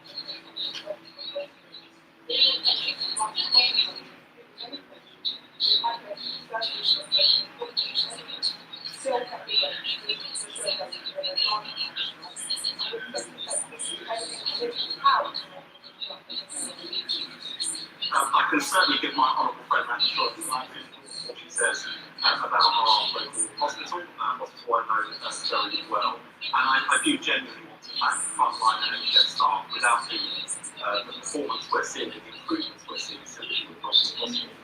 Let me turn now to the substance of this debate. Because, Madam Deputy Speaker, there was once a time, not long ago, where this place was bound in consensus around a number of issues addressed by this budget. We used to be united on the need for a national health service as a publicly funded public service free of the point of use. The last Labour government built a shared conviction that in 21st century Britain, no child should grow up shackled by the scourge of poverty. And on public health, you could go back as far as the government of Benjamin Disraeli, to find a Conservative Prime Minister committed to public health in a way that Labour and Conservative Prime Ministers have been in my lifetime. We didn't always agree on how to get there, but there was at least agreement on the destination. But as the parties opposite here lurch to the right, consensus after consensus is breaking. Old battles, admittedly, the Liberal Democrats have moved further to the left since their days in coalition, that's true. Maybe don't leave your tins on that one, comrades. Regardless of our friends here on the centre left, old battles that were won must now be fought all over again. And so the task force to Labour. Okay, so the city council footage was The fine. health of the nation and lift children out of poverty, but to win the argument and to win hearts and minds. To persuade people that we can and we must help people lead healthier, longer lives free from preventable disease. That we can and we must rebuild our National Health Service as a public service, free at the point of need. And that we can and we must give every child the best possible start in life, free from the scourge of poverty. Labour has won these fights before, and we will win them again. I'm very grateful to the Secretary of State for giving way. He knows, because his department shares the responsibility for SEND education, that is a major challenge facing the young people whose opportunity he so rightly champions. Can he clarify for the House how the announcement that the government will take responsibility for that from 2028 will alleviate the growing size of the deficits facing many councils across this country, which is estimated to grow into nearly 17 billion by the time the national government takes over? Well, that's a good question. I can give the honourable gentleman the assurance that my department is working closely with the Secretary of State for Education and colleagues right across government to make sure that we get this right. We do have growing levels of need for children with special educational needs and disabilities. All of us will see through our casework, let alone the debates in this House, the unmet need and the impact this is having on children's education, health and life chances. And that is why we are committed to modernise and reform the system so it meets needs and sets children up to not only survive but to thrive, and that is the ambition of this government. On Sunday, the Leader of the Opposition said she would reinstate the two-child limit. At the stroke of a pen, she would plunge 500,000 children back into destitution, shame and hunger. Gone are the days when David Cameron attempted to ape Gordon Brown on the issues of inequality and poverty. In fact, the 2010 Conservative Party manifesto included the word poverty 20 times, committing to an anti-poverty strategy. The 2024 Conservative manifesto mentioned the word once in a chapter on foreign affairs. Was that because after 14 years of Conservative rule, the stain of child poverty had been removed from our nation? No, of course it wasn't. Because the Conservatives plunged 900,000 children into poverty. More than 1 million children relied on food banks last year. And children are being admitted to hospital for malnutrition in 21st century Britain. Yet now this Conservative Party doesn't even pretend to care. And on public health, remember it was George Osborne who introduced the sugar tax. It was Boris Johnson who introduced legislation to ban buy one get one free deals and free refills of fizzy drinks. And today, their successors dismiss these policies as nanny states. Their party is more apologetic about their record on public health than it is about this Truss's catastrophic mini-budget. And on the NHS, we are seeing its founding principles contested for the first time in generations. The Leader of the Opposition said, and I quote, "We need to have a serious, cross-party national conversation about charging for healthcare." Well, if she wants one, she's got it, and it will be a short conversation. The answer from this side is no. Over our dead body, we will always defend the NHS as a publicly funded public service, free at the point of use, owned by us, therefore all of us. But of course, it's not just the Leader of the Opposition. The Leader of Reform wants to replace the NHS with an insurance-style system. They want a system where they're obviously not here to advocate their policies. They find it increasingly system that checks your pockets before your pulse and asks for your credit card before your pay. And where is the member for Clacton? He's not normally the shy, retiring type. Unless, of course, he's being asked challenging questions. Questions like, is paracetamol safe? Does he believe in science? Or did he racially abuse schoolchildren? In fact, it is reported that he told a Jewish contemporary at school, and I quote, Hitler was right. Now, admittedly, he was at school a lot longer ago than me. But had I grown up in the aftermath of the Second World War, I think I would remember if I'd supported the losing sides. His politics are a disgrace, he can't stand by his record, and that's why he's not here to defend it, and why he's correctly referred to in his own constituency as Never Hear Nigel. But since we're now in a debate on these issues, let me take on their arguments whether they're here or not. The party opposite say, well, the route out of poverty is work, not welfare. Now, I don't disagree that those who can work should work, but 6 in 10 households impacted by the 2-child limit have at least one parent in work, and they are still in poverty because of low wages and high costs of living. They say it is the responsibility of families, not the states, to ensure children are well fed, and I agree that parents have a responsibility to look after their own children. But life's a bit more complicated than that. And it is far too easy for others who've never walked in the shoes of parents like mine to pass judgment on people whose lives they will never understand. The Conservatives sneer about benefit stream. They've never been there. They haven't got the first clue what life is like for people living on welfare. They say that lifting the 2-child limit only helps the feckless and irresponsible. So let me tell them about the mum who came to see me at my advice surgery one Friday afternoon with her 3 children in his home. She had fled domestic violence and had been rehoused on the other side of London in a bed of breakfast. That remarkable woman was hand washing her girl's uniform, doing a 3-hour round trip every day to get her kids to school, and holding down 3 separate jobs at the same time. Please don't tell me that women like her are feckless or irresponsible or on the table.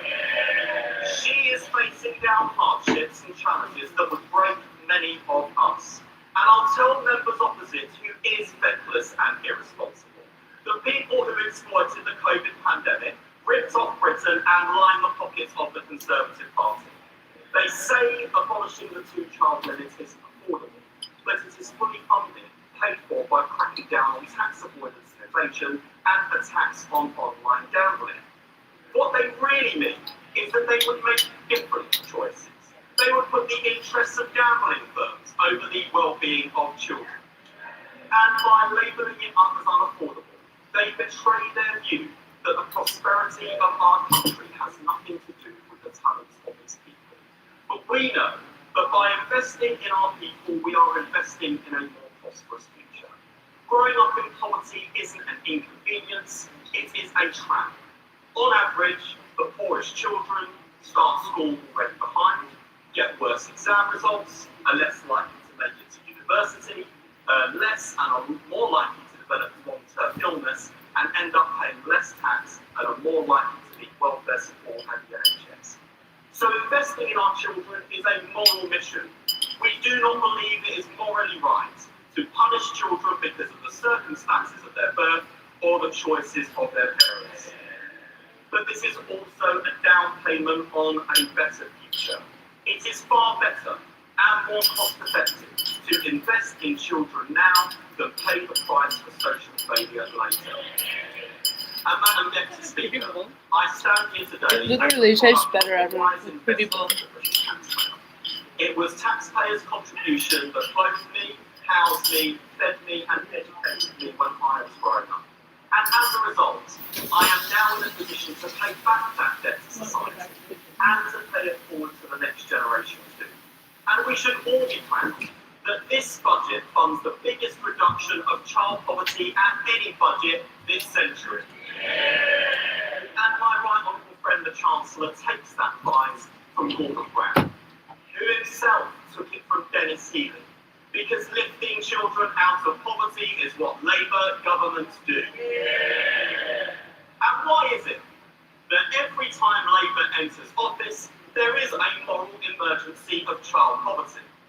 It is because, since records began, every single Tory government left child poverty higher than they found it. Every single one.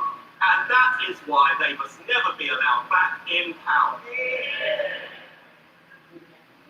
Gladly, please do defend keeping children in poverty. No, I'm grateful to the Secretary of State for intervening. It's my intervention.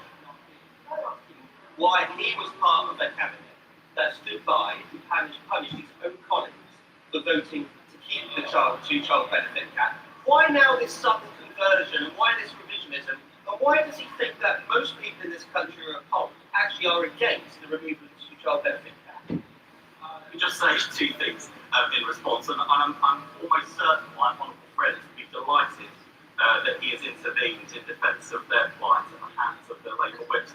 But he knows as well as I do that the whip was removed from some of my honourable friends, not because of the substance of the issue they were raising, but because we never ever accept people voting against a King's or Queen's speech from a government. That was the issue. Since he asked me a fair question, he's got an honest answer, and he's just taken on the chin. And let me tell him something else too.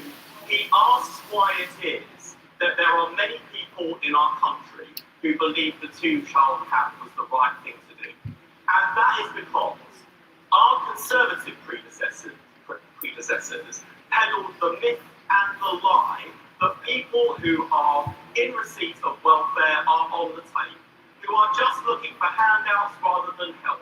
And we take a different view on this side, because we recognise, as I have set out, that so many people affected by the two-child poverty are in work and in poverty. That is one of the many scandals of the damage that more than a decade of Conservative rule did. They broke the link between a hard day's work and a fair day's pay. And in addition to the measures that we are taking now on child poverty to remove the two-child limit, we are also increasing the national minimum wage. We are increasing it even higher for young people. And we are doing this because this is the party of work. This is the party that wants to make work pay. And this is the party that's genuinely committed to waging war on poverty. And just as we must win the argument for lifting children out of poverty, we must win the argument for the founding principles of our NHS. Having left the NHS in the worst crisis in its history, the right now argues that it is unaffordable and should be abandoned. The NHS was broken, but it is not beaten. And Labour is already breathing new life into our health service. Waiting lists are now falling for the first time in 15 years. Ambulances are arriving 10 minutes faster. The stroke, sepsis, So I went to British Parliament, and this is my smile. GPs is up from 60% to 74%. So I was so excited. And I went to Swedish Parliament. They made me remove my thin outer coat. I know nobody's there. I'm talking to myself a The little bit. NHS is on the road to recovery. And that is in no small part. And then I had a cutout, like a Los Angeles style workout cutout giant t-shirt that showed the side strap of my bra. And I was freezing, but they insisted I remove my outer coat. And I complained. The Swedes are so into their rules sometimes. Sorry, no insult, but So a lot done and a lot more to do. the gentlemen didn't understand the idea of coats upon coat. And the coat they thought to remove was the exterior coat, which I was not wearing because I love the coat. The coat I was wearing was more like a blazer, but it was a long blazer. Invest in technology to modernise healthcare. And next year we will receive recommendations from Baroness Casey on laying the foundations to build a national care service. So the NHS doesn't just face an existential political challenge from the parties opposite, the Conservative Party and Reform UK, it faces a sustainability challenge. I really appreciate the announcement about 250 new neighbourhood health centres. But I am concerned for my constituency and not actually has ancestors who were built in the 60s and are genuinely falling apart and needs increased investment to be able to make sure that GPs continue to deliver outstanding services to primary constituents. I don't want to go. I don't want to go to boring traffic zone. I think I should. I can go for this. Mr. Speaker, my honourable friend is absolutely right, and of course we want to make sure that investment is deprivation linked. We want to reverse the damage the Conservatives did when they pursued what I would characterise as the Royal Tunbridge Wells strategy, when our former Prime Minister, the right honourable member for Richmond, declared with pride to Conservative Party activists that he had taken areas from the poorest communities in the country and funneled them to the richest. There could be no shorter or clearer exposition of Conservative Party values and politics in action than that claim. And to my honourable friend's point, he is absolutely right that within many affluent communities there are also pockets of deprivation, and we have to make sure that the NHS is there for everyone in every part of the country. We're dealing with enormous undercapitalisation of the NHS, totaling some £37 billion identified by the local Lord Darcy. It will take time to address that challenge. But I think my honourable friend's constituents know from his assiduous hard work and visible campaigning as a constituency MP that he will make sure that their needs and interests are not forgotten or overlooked by this government. And of course, as we improve the health of our health service, we also need to address the health of our nation. Children in England face some of the poorest health outcomes in Europe. Obesity in 4 and 5-year-olds is reaching record levels. A health time bomb that leaves them at greater risk from cancer and heart disease later in life. What kind of start are we giving our children? And if we allow it to None.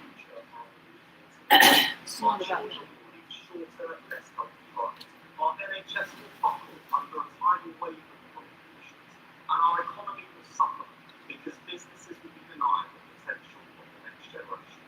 So this Labour government is tackling the sickness in our society, whether it is the extension of the soft drinks industry levy, free school meals, or more homes discount that reaches millions more, generational ban on smoking, arms more, cutting pollution, and cleaning up the air our children breathe.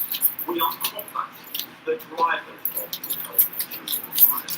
Poor diets, young folks, dirty air, a lack of opportunity. In short, we are tackling poverty. Because every child deserves a healthy start in life, and prevention is better than cure. Now, the leader of reform says we should instead be educating people to make healthier choices, and I should already believe in the but we know that reform and Conservatives oppose our agenda. They oppose our This is so hard to wear this bright lipstick, but it's the right thing to do. So I'm not going to leave a live stream going. I should. I think it would be a good idea. But, well, YouTube's been so generous with their bandwidth. It's fine. Have a nice day. We should finish the